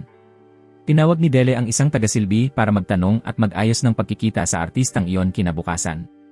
Kinagabihan, abala na naman si Latina sa pagsusulat sa kanyang diary. Ikinukwento ang paglibot nila sa pamilihan at hinihiling kay Dele na bumili ng tuyong isda para maituro ni Kenneth kung paano ito lulutuin. Nabuntong hininga siya dahil napakarami raw niyang gustong isulat hanggang sa hindi na niya alam kung saan magsisimula. Kinabukasan, dinala siya ni Dele sa lugar ng pagkikita. Ang pangalan ng musikera ay Glaros. Sa gitna ng kanilang pag-uusap, hindi sinasadyang nabanggit ni Latina na ang suot niyang pulseras ay kanya, at sa hindi inaasahan ay naibunyag din ang kanyang nabaling sungay. Namangha si Glaros, samantalang nataranta si Dele at mabilis na ipinaliwanag ang lahat. Ibinahagi rin ni Glaros na sa kanilang lupain, ang pulseras ay isang banal na handog mula sa ama para sa anak sa oras ng kapanganakan, na may nakaukit na pangalan at mga dasal. Inalis pa niya ang kanyang sombrero, ipinakita ang kanyang mga sungay ng demonyo, at ikinuwento na minsan na siyang umalis sa kanilang lupain, nagpakasal sa isang lalaking tao, at nanirahan sa lungsod pantalan na ito. Dahil kay Glaros na nagsali ng mga nakaukit sa pulseras, nalaman ni Latina na ang tunay na pangalan ng kanyang ama ay Smaragdi. Nabanggit din ni Glaros ang kaharian ng Demon King na si Basilios, ang lugar kung saan siya nagmula. Parehong nakinig ng may paghanga sina Dele at Latina habang ikinukwento ni Glaros ang tungkol sa iba't ibang mga Demon Lord, pati na ang mga Demon Lord ng kalamidad na nagdudulot ng kaguluhan at takot sa sangkatauhan. Humaba ang kanilang pag-uusap hanggang sa muntik ng malate si Glaros sa trabaho, kaya napilitan silang magpaalam sa isa't isa. Bago umalis, inosenteng tinanong ni Latina tungkol sa asawa at mga anak ni Glaros. Mahinahon siyang niyakap ng babae at sinabing mahirap para sa mga demonyo ang magkaanak, lalo na kung sa mga tao, kaya wala siyang naging anak. Sandaling nalungkot si Latina sa narinig, ngunit ang mainit na yakap ni Glaros ay nagsilbing kaaliwan. Pagkalabas nila sa restoran, tahimik na naglakad si Latina sa tabi ni Dele. Naramdaman ni Dele ang lungkot ng dalaga, kaya agad niya itong binuhat. Umiling si Latina at marahang sinabi na hindi na siya bata. Ngunit mumiti lang si Dele. Para sa kanya, mananatili pa ring pinakakaibig-ibig na batang babae si Latina. Malayo pa ang daan patungo sa bayan ni Dele.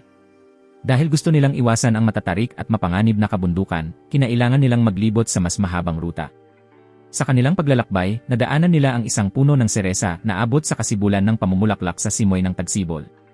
Masayang tumakbo't tumalon si Latina sa ilalim ng mga bulaklak at huminto rin si Dele upang pagmasdan siyang namamangha. Bago umalis, inilabas ni Dele ang 2 sandwich na isda na inihanda niya upang sabay nilang kainin. Sa sandaling iyon, may narinig silang tunog mula sa likuran. Isang lalaking may tainga ng hayop ang lumitaw. Siya ay si Joseph, kamag-anak ni Dele. Dinala ni Dele silang dalawa pabalik sa kanyang ngayon. Matagal na niyang hindi nadadalaw ang sariling bayan, kaya nagulat siya nang makitang isa ng ama si Joseph. Curious na tumingin si Latina sa sanggol at napansin na ang mga mata nito ay kamukha ng ina, habang ang mukha naman ay kahawig ng ama, bagay na ikinahanga niya. Hindi lang iyon, pinuri rin ni Latina ang asawa ni Joseph sa kanyang kagandahan, kaya't nagningning ang tiya sa pride. Namangha rin si Dele nang makita na kayang tukuyin ni Latina ang kasarian ng mga beast people. Habang nag-uusap ang dalawa, tahimik na bumaba si Latina sa kusina. Nakita siya ng asawa ni Joseph at tinawag upang sumali. Tumingin siya sa mga gulay na galing sa bundok at hindi maiwasang manganga dahil malapit sa Cruze Town ay walang bundok. Rinala rin niya ang kanyang mga manggas at tumulong ng kaunti sa paghahanda ng pagkain. Nang kumalat ang amoy ng pagkain sa buong bahay, nagising ang maliit na lobo. Sa una, nang makita si Dele at Latina bilang mga estranghero, medyo natakot ang sanggol at yumakap sa kanyang ama. Ang pangalan ng bata ay Maya. Bagaman mahiyain, nang makita kung gaano ka-cute si Latina, mabilis na naging mas palakaibigan si Maya. Sa gabi, nagtipon ang buong pamilya para sa hapunan. Tinangkilik ni Latina ang nilagang karne at natagpuan itong masarap, kaya tinanong niya ang kanyang tiyahin kung anong klase ng karne yon. Ipinaliwanag ng tiyahin na ito ay karne ng baboy ramo na sagana sa paligid ng kabubatan. Sinabi rin ni Joseph na kinabukasan, ang buong baryo ay mangangaso, at kung magiging maayos ang lahat, mag-iwan siya ng bahagi para kay Dele at Latina na kanilang madadala. Ito ay isang malaking pangangaso, tulad ng ipinahayag ng pari ng Diyos na si Banifsaj. Nang marinig ni Latina ang tungkol sa pari, natigilan siya at nahulog ang kanyang kutsara. Nang itulak siya ni Dele, umiling lamang siya at sinabi na wala naman yon. Noong gabing iyon, naramdaman ni Dele na may mali sa bata, ngunit gaano man siya magtanong, palaging maikli lang ang sagot ni Latina, wala naman.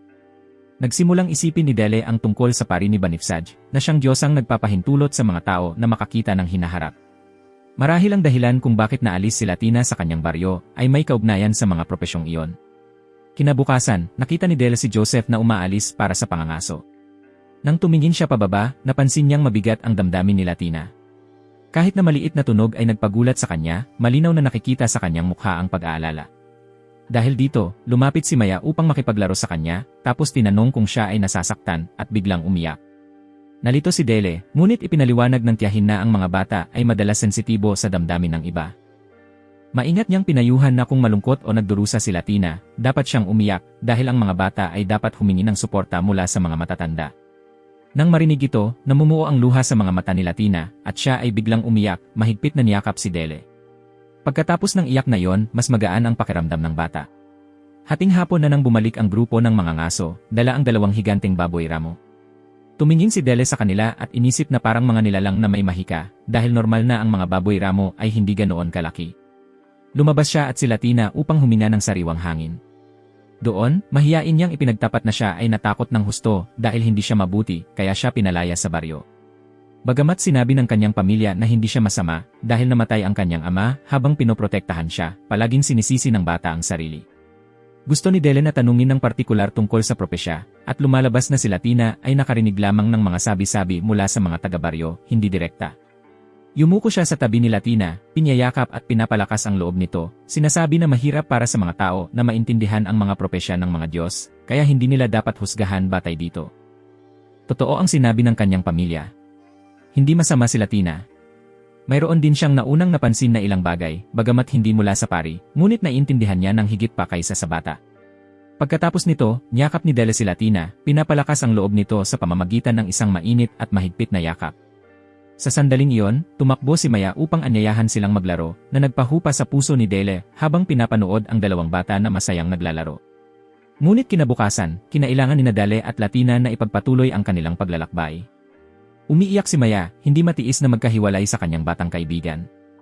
Ang maliit na bata ay nagalit pa hanggang sa sampalin ang kanyang sariling ama.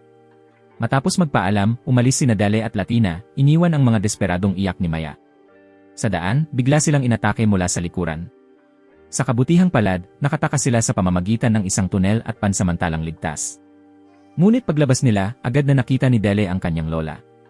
Lumabas na ang pagtatangkang pagpatay ay isang biro lang ng pamilya upang gawing mas dramatiko ang kanyang pagbabalik sa bahay. Kasama rin sa plano ang kanyang mga magulang na labis na ikinagalit ni Dele. Nang makita nilang dinala ni Dele ang isang maliit na batang babae, nagulat ang buong pamilya. Sa una, inakala nilang dinala niya ang isang kasintahan sa bahay. Ngunit sa hindi inaasahan, isang bata pala yon. Ngunit sa sandaling nakita nila si Latina na masunurin at kaakit-akit, agad na nagustuhan siya ng ina ni Dele. Si Dele mismo ay nairita pa rin sa labis na pang-aasar. Sa daan pa uwi, ipinaliwanag niya kay Latina na ang Tithro ay hindi opisyal na pangalan ng nayon, kundi ang tawag lang ng mga tao dito. Karamihan sa mga residente rito ay gumagamit ng magkatulad na pangalan at bihira ang may apelyido. Tungkol naman kay Dale, ang salitang Ricky sa kanyang pangalan ay mula sa wika ng tribo na nangangahulugang mandirigmang galing sa labas. Habang nagsasalita, itinuro niya ang bahay sa harap kung saan siya at ang pinuno ng nayon ay nakatira ng magkasama. Pagpasok nila sa pintuan, sinabihan siya ng kanyang lola dahil sa pagiging hangal na apo, habang siya ay kalmadong sumagot sa pamamagitan ng pagtawag sa kanya bilang matandang babae. Nang makita si Latina, tinanong niya kung sino ito. Ang bata ay magalang na yumuko bilang pagbati, na labis na ikinagulat ng lola dahil ito ang unang pagkakataon na may dinala ang kanyang apo sa bahay. Pati siya ay nagpuri na kumpara kay Dale, mas masunurin at mas kakit-akit ang bata. Nahihiya si Latina ngunit nanindigan pa rin para sa kanya, sinasabing marami si Dele na tinulungan at hindi hangal tulad ng sinabi ng lola. Pinahawak pa niya ang kanyang mga kamay sa kanyang baywang at sinaway ang lola dahil sa paninira sa kanyang apo, pagkatapos ay pinaalalahanan si Dele na huwag matutunan ang masamang ugali na iyon. Nang makita ang galit ng bata, mas lalo pang naakit si Dele sa kanya. Namangha ang lola at binigyan si Latina ng candy bilang gantimpala. Pagkatapos, habang nag-aayos ng mga gamit, nagtataka si Latina kung bakit madalas mag-away ang pamilya ni Dele kahit hindi siya kinamumuhian. Tumawa si Dele at sinabing ganoon lang ang paraan nila para tingnan kung kaya niyang ipagtanggol ang kanyang sarili. Ang huling pagkakataon na siya ay nakauwi ay noong nakakatakot na panahon bago niya nakilala si Latina na nag-alala ang buong pamilya. Ngunit ngayon, dahil sa bata, muli siyang masaya. Nang umupo ang pamilya para mag-usap, ikinuwento ni Dele kay Latina ang tungkol sa kanya.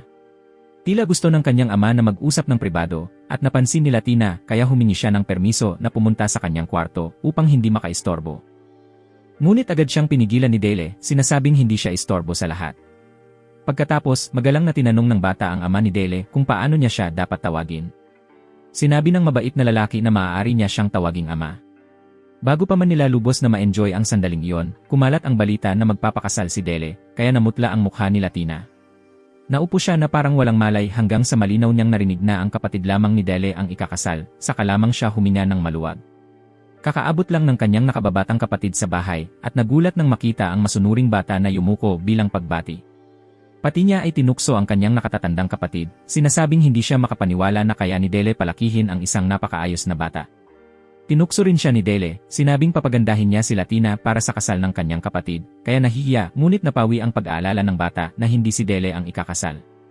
Noong gabing iyon, habang nag-uusap ang lahat, nagsimulang manginig ang mata ni Latina sa antok. Sinabi ng ina ni Dele na naghanda siya ng kwarto sa tabi ng kanyang anak, kaya nagpaalam ang bata sa lahat at maagang natulog.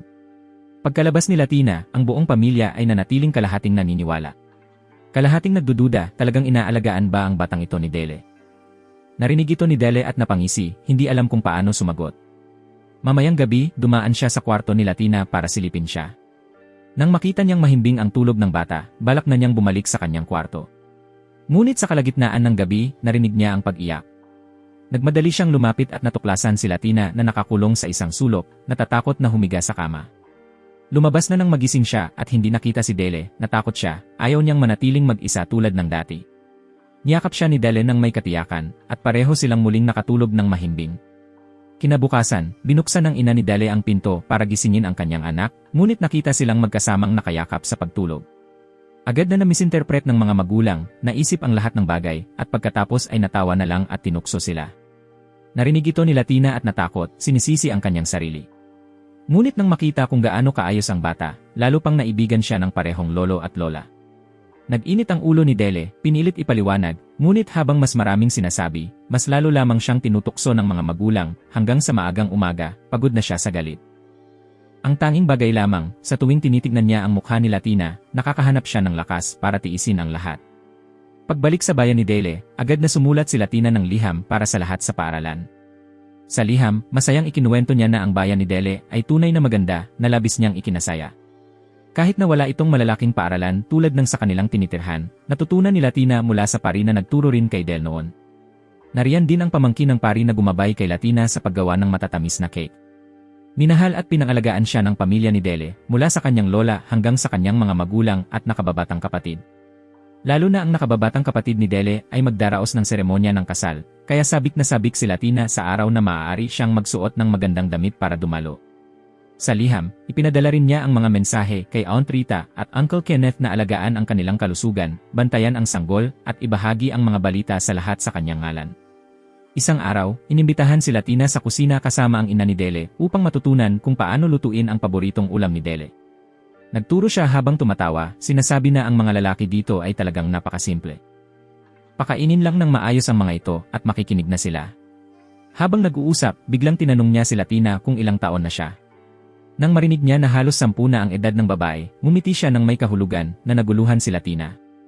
Di naglaon, dumating ang lola upang tawagin si Latina sa isang lugar na espesyalista sa pag-aalaga at pagsasanay ng mga aso sa pangangaso. Lubos na nasasabik si Latina dahil mahal niya ang mga hayop. Sa simula, sinabi ng lola na ang kawan ng mga aso ay nakikinig lamang sa mga miyembro ng pamilya. Ngunit kalaunan, pinayagan din ni Sister Isabin ang babae na hawakan ang isang tuta at ipinakita kung paano alagaan at alamin ang mga aso. Mabilis na nakabuo si Latina ng koneksyon sa kawan ng aso, lalo na sa alpha dog, na bihirang nagpapalapit sa kahit sino. Samantala, nang angaso si Dele kasama ang isang grupo ng mga kaibigan. Napansin ng mga tao na ang kanyang galing ay kasing talas pa rin, kaya iminungkahi nilang manatili siya sa kanyang bayan upang maging pinuno. Ngunit sinabi ni Dele na ang karapat-dapat sa posisyong iyon ay ang kanyang nakababatang kapatid, habang siya mismo ay kailangan pang magpatuloy sa pakikipaglaban sa labas upang protektahan ang bayan. Sa gabi, nang bumalik siya sa bahay, medyo nagselo si Dele sa kanyang lola dahil agad na nakuha nito ang puso ni Latina. Ngunit nang ipahayag ng kanyang ina na ang pagkain ngayong araw ay niluto mismo ni Latina, agad siyang natuwa at kumain ng may kasiyahan. Naging sorpresa rin kay Latina nang malaman niyang ang uri ng karne sa ulam ay ibon sa kabubatan na nahuli ng grupo ni Dele. Habang kumakain, patuloy na pinupuri ng nakababatang kapatid si Dele na nagpapaalala sa kanya ng mga lumang kwento at nagdulot ng bahagyang guilt. Sa katunayan, ang maging pinuno ay kagustuhan ng bayan at sariling aspirasyon ni Dele. Ngunit matapos ang negosasyon sa Duke, hindi ito naging realidad. Ngayon, ang bayan ay may suporta mula sa royalty at naging tanyag sa lahat ng dako. Napansin ng ama ni Dele na mas maayos na ang kanyang anak kaysa dati at hinulaan na lahat ito ay dahil kay Latina. Tumulong ang babae upang mabago siya. Noong gabing iyon, pumasok si Dele sa silid at nakita si Latina na nagsusulat sa kanyang diary. Ipinaalam ng babae na sa mga masasayang sandali, sinusulat niya ang mga ito upang kung balang araw ay galit na siya o lahat sa kanya, magkakaroon pa rin siya ng mga alaala na maaalala. Sinabi rin niya na kung sa hinaharap, kapag siya ay lumaki at naligaw, gusto niyang si Dele ang magpapaalala sa kanya na siya ay nagkamali. Nagulat parehong ang lola at si Sister Isabin nang mabilis na nakuha ni Latina ang pagmamahal ng mga hunting dogs, maging ng alpha dog. Sinabi ng lola na sa susunod na araw ay dadalhin niya siya sa isang mas kawili-wiling lugar, ngunit inutusan siyang panatilihing lihim ito at huwag sabihin kahit kay Dele. Kinabukasan, dinala ng lola si Latina sa isang liblib na kabubatan upang makilala ang kanyang kaibigan. Narinig ni Dele mula sa kanyang ina na kamakailan, madalas na lumalabas si Latina upang maglaro at agad niyang nahulaan ang dahilan, ito ay dahil sa lola niya. Nagpasya siyang tahimik na sundan sila. Gaya ng inaasahan, nagdala si Latina ng kaunting tuyong karne bilang pain, at sinalubong siya ng isang itim na puting lobo na may guhit na masayang sumugod.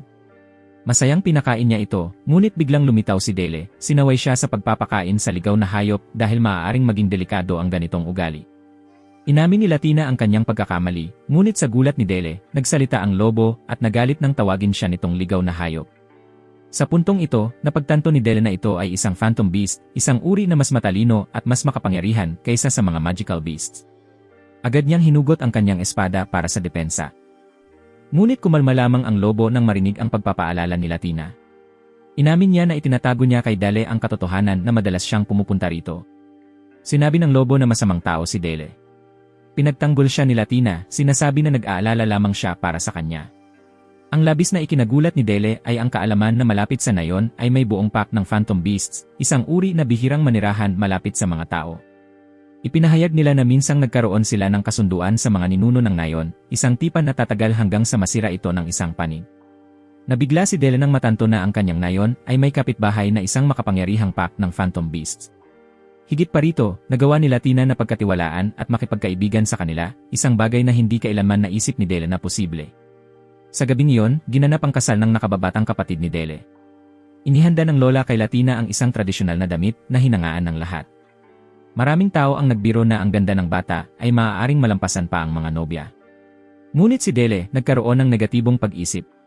Balang araw, kapag lumaki na si Latina, kung may sinumang magtatangkang kunin siya, tiyak niyang ayusin ang taong iyon bago payagang ikasal ang sinuman sa kanya.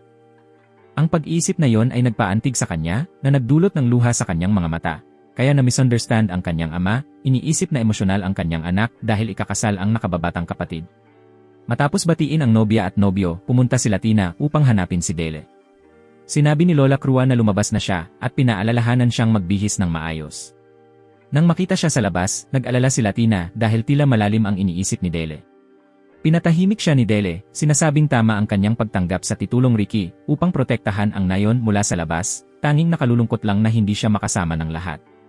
Inamin niya na dati ay nagduda siya kung kaya niyang tunay na protektahan ang isang tao, ngunit mula nang makilala si Latina, natagpuan niya ang dahilan. Hinaplos niya ang ulo ng bata at ipinahayag na masaya siya na kasama si Latina sa kanyang tabi. Naantig si Latina at niyakap si Dele. Ngunit pagkatapos noon, labis na nawiwiski si Dele sa kasal, bumibigkas ng malabo na hindi niya hahayaan sinuman na kunin si Latina, habang nagpapakita ng pisikal na pagmamahal sa paraang ikinakaabala ng lahat. Nang himasok pa ang lola, nagbiro na kung sakaling makaramdam ng hindi komportable si Latina, dapat niyang sabihin sa kanya. At hahanapin niya ang isang tao na sapat ang lakas upang harapin si Dele. Nang marinig ito, sa wakas ay nakaramdam siya ng tunay na takot. Si Latina ay nasa silid, naglalaro kasama ang lola, at kaswal na ikinukwento sa kanya ang bayan kung saan siya at si Dele ay naninirahan. Binanggit din niya na kasalukuyang buntis si Rita. Nang marinig ito, sinabi ng lola na dapat silang gumawa ng good luck charm para sa mag-asawa. Baliw at mausisa si Latina, hindi niya alam kung ano ang charm, kaya kinailangan ipaliwanag ito ni Dale sa kanya. Nang malaman niyang malapit na silang umalis sa lugar na ito, medyo nagdalawang isip si Latina. Bagaman namimiss niya ang lahat sa bahay, matapos ang 2 buwang paninirahan dito, mahirap pa rin ang pamamaalam, kaya ipinahayag niya ang kagustuhang gumawa ng good luck charm para kay Rita. Kinailangan lamang marinig ito ni Dele upang mahulaan na ito ay ideya ng kanyang lola.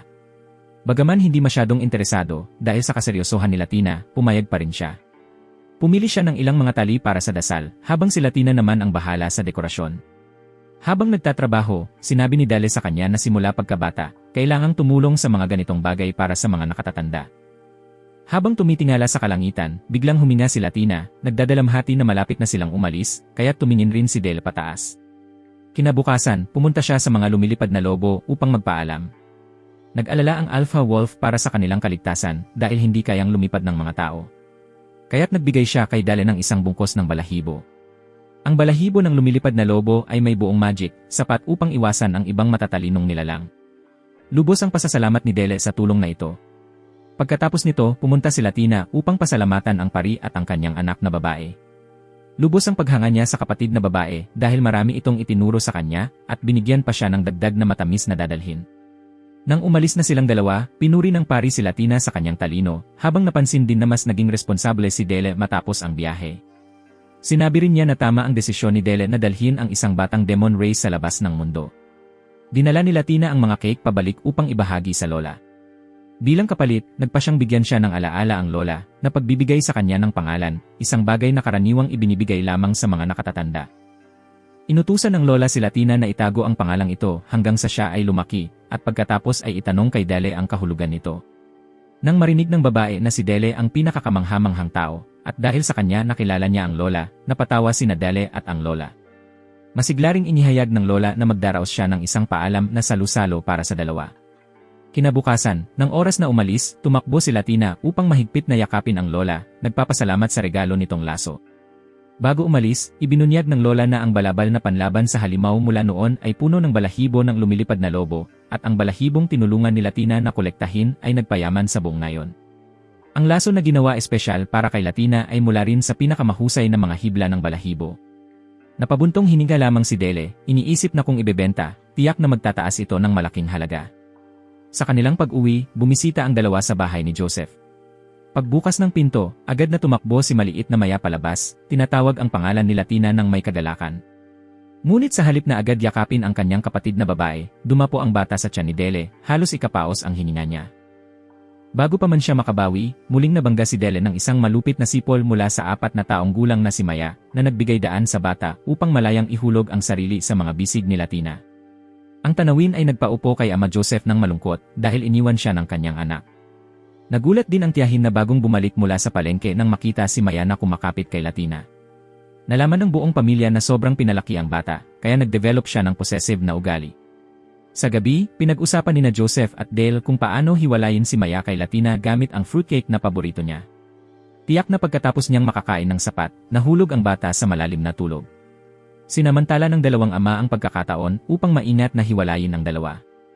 Mamaya sa gabi, sinabi ni Dele kay Latina na aalis sila ng maaga kinabukasan dahil hindi matatag ang panahon at kailangan nilang tawirin ang kagubatan ng maaga. Sa kanyang puso, nakaramdam din siya ng ginhawa dahil sa kabila ng pagtatangkang hatiin sila ni Maya, si Latina ay nanatili pa rin sa kanya. Gayunpaman, kinabukasan, nang itaas ang kumot, si Maya ay nakaluhod na at mahigpit na niyakap si Latina. Nabigo ang plano at kinailangan nilang tanggapin ang tanawin ng batang umiiyak habang sila ay umaalis. Pag-alis nila sa bahay ni Joseph, nagpatuloy sina Dele at Latina sa kanilang paglalakbay, huminto sa isang inn. Hindi tulad dati na karamihan sa oras ay para sa sightseeing, ngayon ay para pangunahing magpahinga. Gusto rin ni Latina bumili ng mga souvenir para kina Chloe, Sylvia at Rita. Pinayagan siya ni Dele, dinala siya sa pamilihan upang maglibot, bumili ng mga regalo at ilang merienda. Habang kumakain ng ice cream, aksidenteng nakasalubong nila ang prinsesa ng Rose, na anak ng lokal na Panginoon, pati na rin ang isang mataas na pari sa simbahan.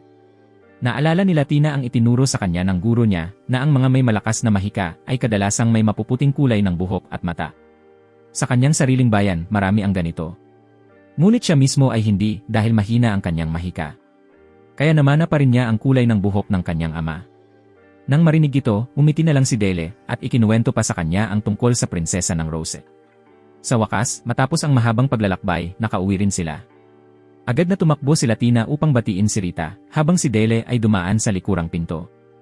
Nang makita na nauna si Dele, sinaway siya ni Kenneth sa pagiging bastos dahil nasira nito ang kasiyahan ni Latina. Nang gabing iyon, mas masigla ang restaurant dahil narinig ng lahat ang balita na nakauwi na si Latina. Lahat ay labis na natuwa, itinuturing ang bata bilang maliit na kaluluwa na hindi maaaring mawala sa restaurant. Napansin ni Rita na pagkatapos ng paglalakbay na ito, mas naging maunlad at mature si Latina kaysa dati. Pagkatapos ng mahabang paglalakbay, nakabalik na si Latina sa paaralan. Mula sa malayo, nang makita siya ni Chloe, agad itong tumakbo at niyakap siya ng mahigpit, ang mukha ay nagniningning sa tuwa. Habang hindi naroon si Latina, palaging naalala siya ni Chloe, kaya lagi niyang dala ang isang espesyal na kwintas. Sa kwintas na yon nakasabit ang pira-pirasong sungay ni Latina, isang alaala na itinuturing ni Chloe na isang kayamanan. Noong araw na yon, nang aksidenteng matagpuan ang pira-pirasong sungay, hindi alam ni Chloe ang gagawin hanggang sa makilala niya si Roddy. Nag-alok ang batang lalaki na tulungan si Chloe, at magkasama nilang ginawa ang sungay na isang maliit na kwintas, nagdagdag ng ilang gemstones upang mapreserba ito. Mula noon, araw-araw itong tinitingnan ni Chloe, palaging iniisip kung kailan babalik si Latina. Pagpasok sa silid-aralan, agad namang tumakbo si Sylvia, masiglang binati si Latina. Nagniningning ang mga mata niya, sabik na marinig ang kwento ng mahabang paglalakbay. Ngumiti si Latina ng may kapilyuhan, tila sabik na ibahagi sa kanyang mga kaibigan ang kanyang mga karanasan. Ngunit sa kanilang pagbalik, biglang dumating ang isang masamang pakiramdam kay Latina. Napansin din ni Dele ang kakaiba. May amoy ng mga tulisan sa paligid. Malinaw na may nagtatago at naghihintay na kalaban. Sa isang mabilis na sulyap, agad niyang nahulaan na hindi siya ang target, kundi ang kargamentong karwahe sa likod nila. Maingat na huminga si Dele. Bilang isang veteranong adventurer, alam niyang maari namang umiwas, ngunit hindi tama na baliwalain ito. Kaya, nang walang pag-aalinlangan, agad siyang sumugod, nagbabalagtas ng isang spell upang takutin ang mga tulisan. Sa simpleng mahika lamang, nabiyak ang lupa, naglikha ng malaking hukay na sapat upang mahulog ang buong grupo, kaya tumakbo sila ng takot. Pagkatapos lang malutas ang sitwasyon, lumingon si Dele at nakita si Latina na nakahanda na palang naghihintay. Bumuka ng malapad ang mga mata ng babae, puno ng paghanga ang boses niya nang magtanong tungkol sa insidente, na nagdulot kay Dele, na sanay sa pakikipaglaban, ng biglaang kasiyahan, tila nakamit niya ang isang dakilang tagumpay. Habang ikinukwento ni Latina ang pangyayari, labis na nasasabik si Sylvia, paulit-ulit na humihingi ng karagdagang detalye. Sa sandaling iyon, inilabas ni Latina ang mga regalo na inihanda niya para sa kanyang mga kaibigan. Ito ay mga magagandang maliit na kahon na may iba't ibang kulay, at bumili rin siya ng isa para sa kanyang sarili upang maibahagi ang kasiyahan. Kasabay noon, pumasok sa silid-aralan ang grupo ni Rudy. Nang makita si Latina, tuwang-tuwa ang lahat, ngunit biglang namula ang mukha ni Rudy, naging hindi pangkaraniwang nahihiya. Orihinal niyang nais na lumapit upang tanungin kung kumusta siya, ngunit pumasok na ang guro sa silid, kaya kinailangang lunukin ni Rudy ang kanyang mga salita, at umuwi sa kanyang upuan, puno pa rin ng damdamin ang puso niya. Nang gabi sa restaurant, masigasig na ikinuwento ni Dele ang kanilang engkwentro sa mga tulisan kay Kenneth at Rita. Hindi siya partikular na interesado sa paghuli ng masasamang tao, dahil ang pangunahing trabaho niya ay hindi pagiging pulis. Ngunit hanggat pinupuri siya ni Latina, tinatrato siya bilang isang bayani, naramdaman ni Dele na lahat ng hirap ay sulit. Para sa kanya, mas mahalaga ang kasiyahan ng babae kaysa anumang bagay. Binanggit naman ni Rita ang agimat na ibinigay ni Dele. Lumabas na ito ay isang agimat ng Diyos ng pagpaparami, isang uri na makakatulong sa mga ina na manganak ng ligtas at sa mga sanggol na maging malusog. Alam na ni Kenneth ito, ngunit gusto niyang kumpirmahin kung siya mismo ang gumawa ni Dele. Nang marinig ito, itinago ni Dele ang mukha niya sa hiya, ipinaliwanag na lahat iyon ay dahil gusto ni Latina na magbigay ng regalo kay Rita, kaya siya ang tumulong. Matibay na naniwala si Rita na sa tulong ng agimat, magiging protektado ang sanggol na paparating. Hindi natapos doon ang kwento. Tumingin si Dele kay Kenneth para biruin siya, tinanong kung kapag ipinanganak na ang bata, makikipag-usap ba ito sa wikang sanggol. Agad na mula ang mukha ni Kenneth, nahihiya at hindi alam paano sasagot. Naalala ni Dele ang mga katulad na eksena ng mga ama sa kanyang sariling bayan, at dagdag pa na ang pagpapalaki ng mga bata ay isang napakabigat at mahirap na gawain. Natawa si Rita sa mahinahong kilos ni Dele, habang si Kenneth ay kalahating nagulat, kalahating naguluhan, hindi alam kung ano ang nangyari sa kanya ngayon. Sa recess kinabukasan, nagtipon ang grupo ng mga kaibigan ni Latina sa bakuran, kumakain at nagkukwentuhan. Bigla, lumingon si Latina at direktang tinanong si Rudy kung bakit niya hawak ang pira-pirasong sungay niya. Naguluhan si Rudy sa biglaang tanong, habang si Latina ay nagalit, sinisisi siya sa pagiging malupit sa pagtatago nito. Sa harap ng paratang, lalong naguluhan si Rudy. Namula ang kanyang mukha, hindi alam ang sasabihin. Si Chlo na nasa tabi niya ay hindi na lamang magawang gawin kundi umiling sa pagkatalo sa pinagsamang hiya ng kanyang kaibigan. Si Sylvia naman ay mausisa, tinanong kung paano nalaman ni Latina na yon ay pira-piraso ng sungay niya. Kalma na sagot ni Latina na nakita niya ang bakas ng mahika na naiwan, kaya madali itong makilala. Nang sabihin ng lahat na wala silang nakikitang anuman, biglang naalala ni Latina ang sinabi ni Dele, na ang kanyang mga mata ay medyo kakaiba kumpara sa ordinaryong tao. Sa huli, patuloy pa rin ang pagtatanong ng babae kay Rudy kung bakit niya ito itinago. Napipilitan sa sulok, nag-imbento si Rudy ng dahilan na dahil pambihira ang pira-pirasong sungay, natagpuan niya itong kawili-wili. Ngunit walang naniwala sa kanya, maliban sa inosenteng si Latina na buong puso itong pinaniwalaan. Nang taos puso siyang nagpasalamat kay Rudy at Chlo sa pag-aalaga sa alaala, lalong namula si Rudy hanggang sa maging pulang-pula ang mukha. Pagkatapos ng klase, pauwi sina Latina, Chlo at Sylvia. Bigla, isang pusa ang dumaan at masigla itong tinawag ni Latina. Palagi siyang mahilig sa mga pusa, ngunit walang pusa ang naging kaibigan niya. Nang marinig ito, agad na ibinahagi ni Sylvia na kamakailan lang ay nakita niya ang isang buong grupo ng mga pusa na nagtitipon. Sa pakikinig lamang, lumiwanag ang mga mata ni Latina. Sa buong paglalakbay, patuloy niyang pinangarap ang paglalaro kasama ang grupo ng mga pusa, at kahit nagdrawing pa siya ng sarili niyang naglalaro kasama ang mga cute na pusa nang makarating siya sa bahay. Gayunpaman, ang kaisipang iyon ay nagdulot din ng panandaliang kalungkutan kay Latina. Dahil hindi siya pinapayagang lumabas sa gabi, hindi niya makasama ang grupo ng mga pusa. Labing lungkot si Latina, at nang maghatid siya ng pagkain sa mga customer sa restaurant, napansin ito ng lahat. Nang makita ang katahimikan ng bata, nagsimulang manghula ng malikhain ang grupo ng mga customer. Mula sa mga usaping pag-ibig hanggang sa mga lihim na problema, halos nagkagulo pa sila sa isa't isa. Pinanood ito ni Dele, parehong nag-aalala at natutuwa, dahil siya lang ang malinaw na nakakaalam na ang lungkot ni Latina ay dahil gusto lamang niyang makakita ng mga pusa. Nang ipahayag niya ang kahilingang ito, nanlaki ang mga mata ng lahat, hindi alam kung iyak o tatawa. Kailangan ni Dele na pilitin ang sarili na hindi matawa, habang natutuwa sa pagiging kaakit-akit ng kanyang munting bata. Habang papangako na siya na dadalhin si Latina upang makita ang mga pusa, biglang pumasok si Tio Jill, sinasabing hindi na kailangang hintayin ang gabi.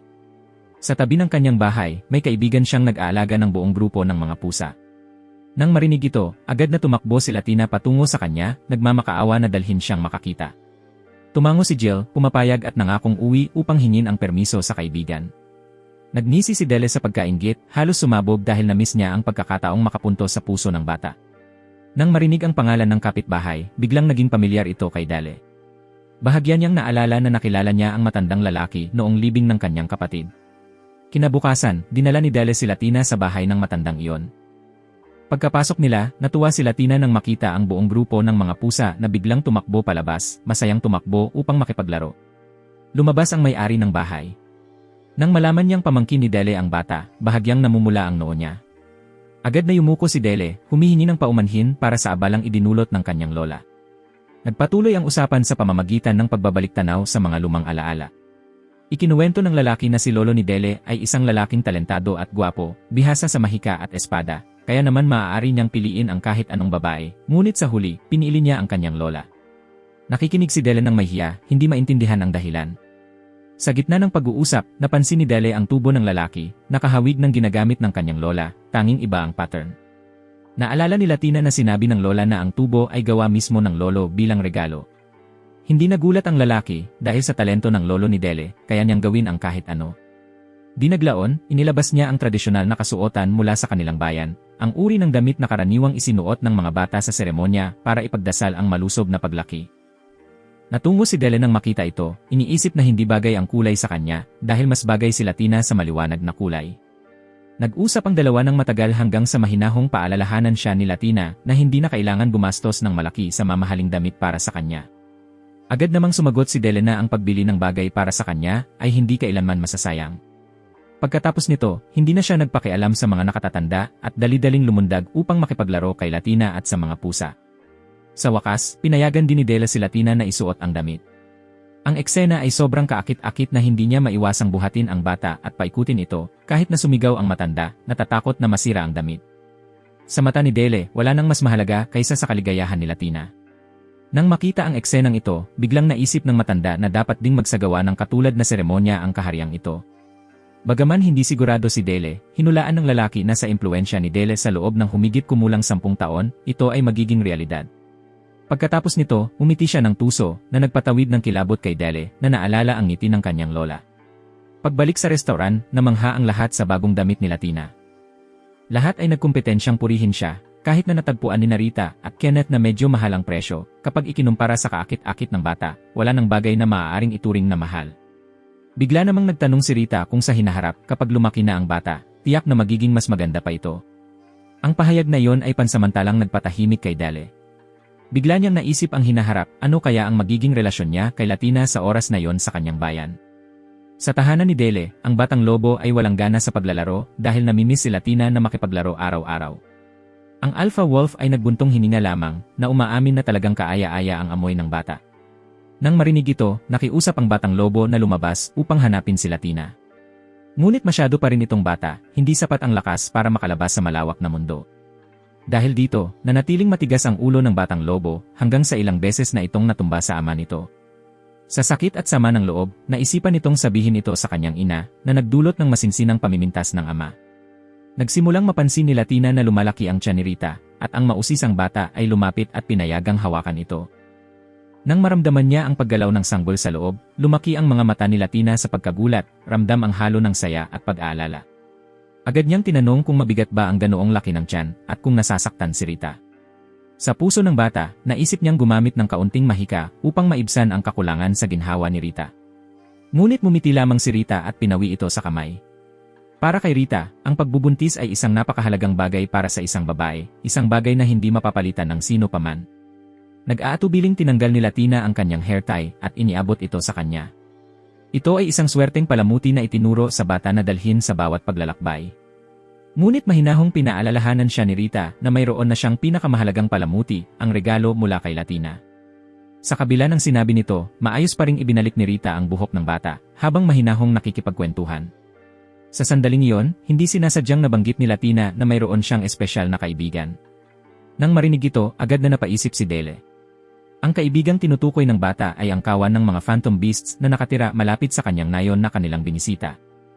Alam ni Dele nang mabuti na kung may sinumang adventurer na tanga na atake sa kanila para sa premyo, tiyak na magiging kapahamakan ang kinalabasan, marahil ay wala nang matitira na maihahatid kay Bones para ilibing. Naharap na niya ang alpha at naiintindihan ang lakas nito, ngunit nakakagulat, ipinakita ng halimaw na iyon ang malaking pagkakakilanlan kay Latina. Naramdaman ni Kenneth ang kilabot habang ikinukwento ni Dale ito. Sa hindi maipaliwanag na paraan, biglang lumitaw si Hellman nang hindi napapansin ng kahit sino. Tahimik siyang lumapit at naglaro sa laso sa buhok ni Latina na ikinagulat ng bata. Kakapasok pa lamang ni Hellman at nakapagpatawa na siya ng ilang biro, dahilan para mamula ang mukha ni Dele. Nakita ito ni Kenneth at napahinga lang ng malalim. Sa kanyang paningin, hindi nagbago si Hellman mula pa noong rookie pa siya. Nang bahagyang nagbiro si Hellman na hindi siya pinapansin noon, seryosong sumagot si Kenneth na magpapakasal lamang siya sa taong tunay niyang mamahalin. Samantala, namula si Latina sa selos at agad na tumakbo upang yakapin ng mahigpit si Dele bilang patunay ng kanyang pag-aari. Natakot siyang baka kailanganin niyang sumama sa misyon kasama si Hellman. Kinailangan ni Dele na palambutin ang kanyang tinig upang aliwin siya, nang angako na hindi niya siya iiwan mag-isa. Ngunit hindi niya nagawang yakapin siya pabalik dahil naroroon pa rin si Hellman. Napatawa si Hellman ng mapanukso at pagkatapos ay humingi ng paumanhin upang umalis. Pagkatapos nito, tahimik na nagtanong si Latina kung makikipagtulungan ba si Dele sa kanya.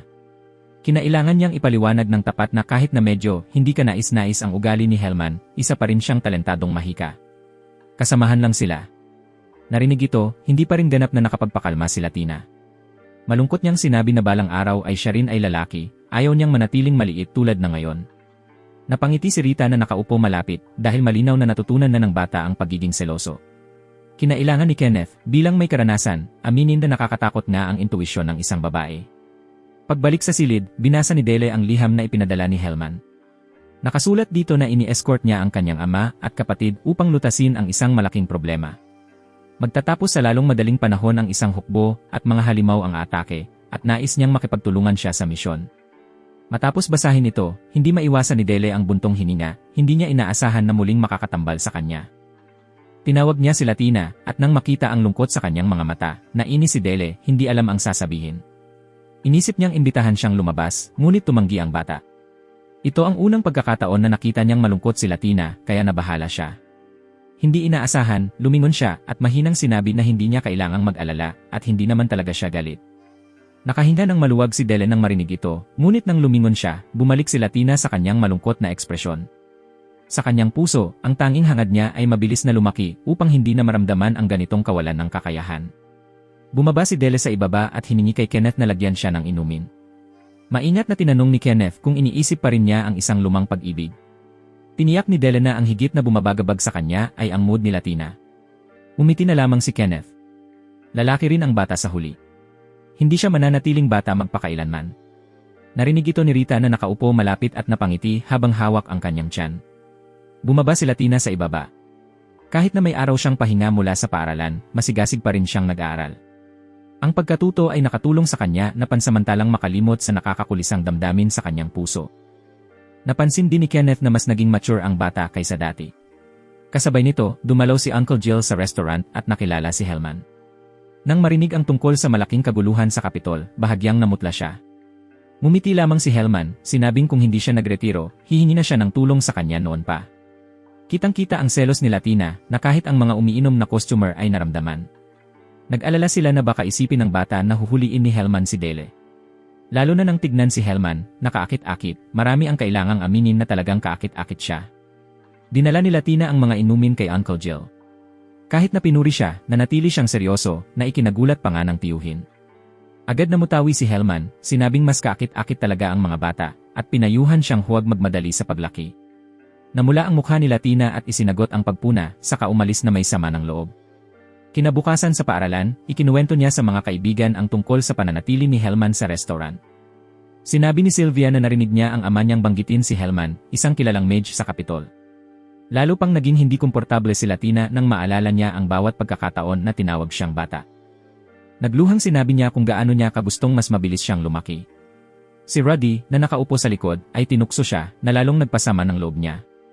Dagdag pa ni Ruddy na ang paraan ng kanyang pag-react ay talagang pambata. Nang maisip niya ito, biglang naramdaman ni Latina na iba siya sa lahat. Nang isipin si Baby Maya, ikinumpara niya ang sarili sa bata, saka dismayadong ibinaba ang mukha sa mesa. Napansin ni Kenneth ang kanyang palaging tanong tungkol sa paglaki, pati na ang pagtutok sa kanyang dibdib at ang pagtataka kung bakit hindi siya lumalaki. Nahihiya siya, kaya payo lang niya na mas mabuti kung inom ng mas maraming gatas. Nang marinig ito, lumiwanag ang mga mata ni Latina, determinado na sundin ang payo. Kasabay nito, ang wolf cub, malapit na kaibigan ni Latina, ay sinusubukan din hanapin siya, matapang na nilabanan mag-isa ang isang malaking oso sa daan. Wala nang magawa ang ama ng lobo, kundi igalaw ang ulo nang walang magawa sa nakitang pangyayari. Noong gabing iyon, nanatiling nag-isip si Dele. Mula nang dumating si Hellman, nawala ang maningning ng ngiti ni Latina. Gusto niyang pakawalan siya pero hindi niya magawa. Pinayuhan ni Dele na ayusin na niya ang sarili sa lalong madaling panahon. Tahimik na sinabi ni Hellman na para sa kanyang lahi, ang mahabang buhay nila ay ginagawa ang pagmamahal sa isang tao na napakakrusal. Kapag namatay ang taong iyon, ang sakit ay tatagal magpakailanman. Kaya, karamihan sa kanila ay hindi talaga nagkakaroon ng panghabang buhay na kapareha. Nang marinig ito, tinanong ni Dele kung sakaling siya ay mamatay balang araw, tutulungan ba niya si Latina? Direktang tumanggi si Hellman, pinapayuhan siya na kung mahal niya ang bata, dapat mabuhay siya ng matagal. Kinabukasan, pagkatapos ng klase, nagkwentuhan sina Latina, Chlo, at Sylvia tungkol sa hinaharap. Babalik si Chlo para tumulong sa ina sa tindahan ng pananahi, habang pinili ni Sylvia ang landas ng isang priestess, na umaasang balang araw ay makapunta sa lupain ni Latina. Nagmadali si Latina pauwi dahil alis na si Dele patungong kabisera, at gusto niyang tulungan siya sa paghahanda. Sa daan, nakasalubong niya si Ruddy, na nag-alsa ng boses humihingi ng paumanhin sa pagtawag sa kanya na bata, at mahiyain na sinabi na mas akma sa kanya ang kanyang kasalukuyang anyo. Nang tanungin tungkol sa hinaharap, ipinahayag ni Rudy ang kanyang hangaring sumali sa depensang puwersa. Nalito rin si Latina, hindi alam kung ano ang dapat niyang gawin. Pagbalik sa bahay, tinulungan niya si Dele mag-empeke. Sinabi niya na sana ay mabilis siyang lumaki, na nagpauntol kay Dele. Para kay Dele, napilitan siyang lumaki ng masyadong mabilis, kaya ayaw niyang mangyari iyon kay Latina. Nang tanungin niya kung kailan babalik si Dele, tinantiyan niya ng 1 hanggang 2 buwan. Yumakat si Latina sa kanya, binubulong na magiging maayos ang lahat. Bago maghiwalay, inimbitahan siya ni Dele na lumabas ng isang araw. Sa kabila ng ulan, dinala niya ito sa libingan ng kanyang ama. Nanalangin siya sa kanyang ama na pagpalain ang bata at ipinangako na poprotektahan siya hanggang sa huli. Kinabukasan, naghanda si Dele sa pag-alis at pareho silang nag-aatubili. Tinukso ni Rita na pagsapit ng kanyang pagbabalik, maaaring si Latina na ang magiging nakatatandang kapatid ng sanggol. Nang himasok si Hellman na may pang-uyam, ikinainis si Dele. Kung wala siya roon, ilang ulit pa sana niyang hinalikan at niyakap si Latina. Sa puso ni Latina, mayroong isang hangarin. Ayaw niyang manatiling bata na tanging tinatanggap lang ang pagmamahal at proteksyon. Ngayon, nais niyang mabilis na lumaki upang maging sandigan, upang makapiling si Dele bilang kapantay, hindi lamang bilang munting batang dati siyang naging.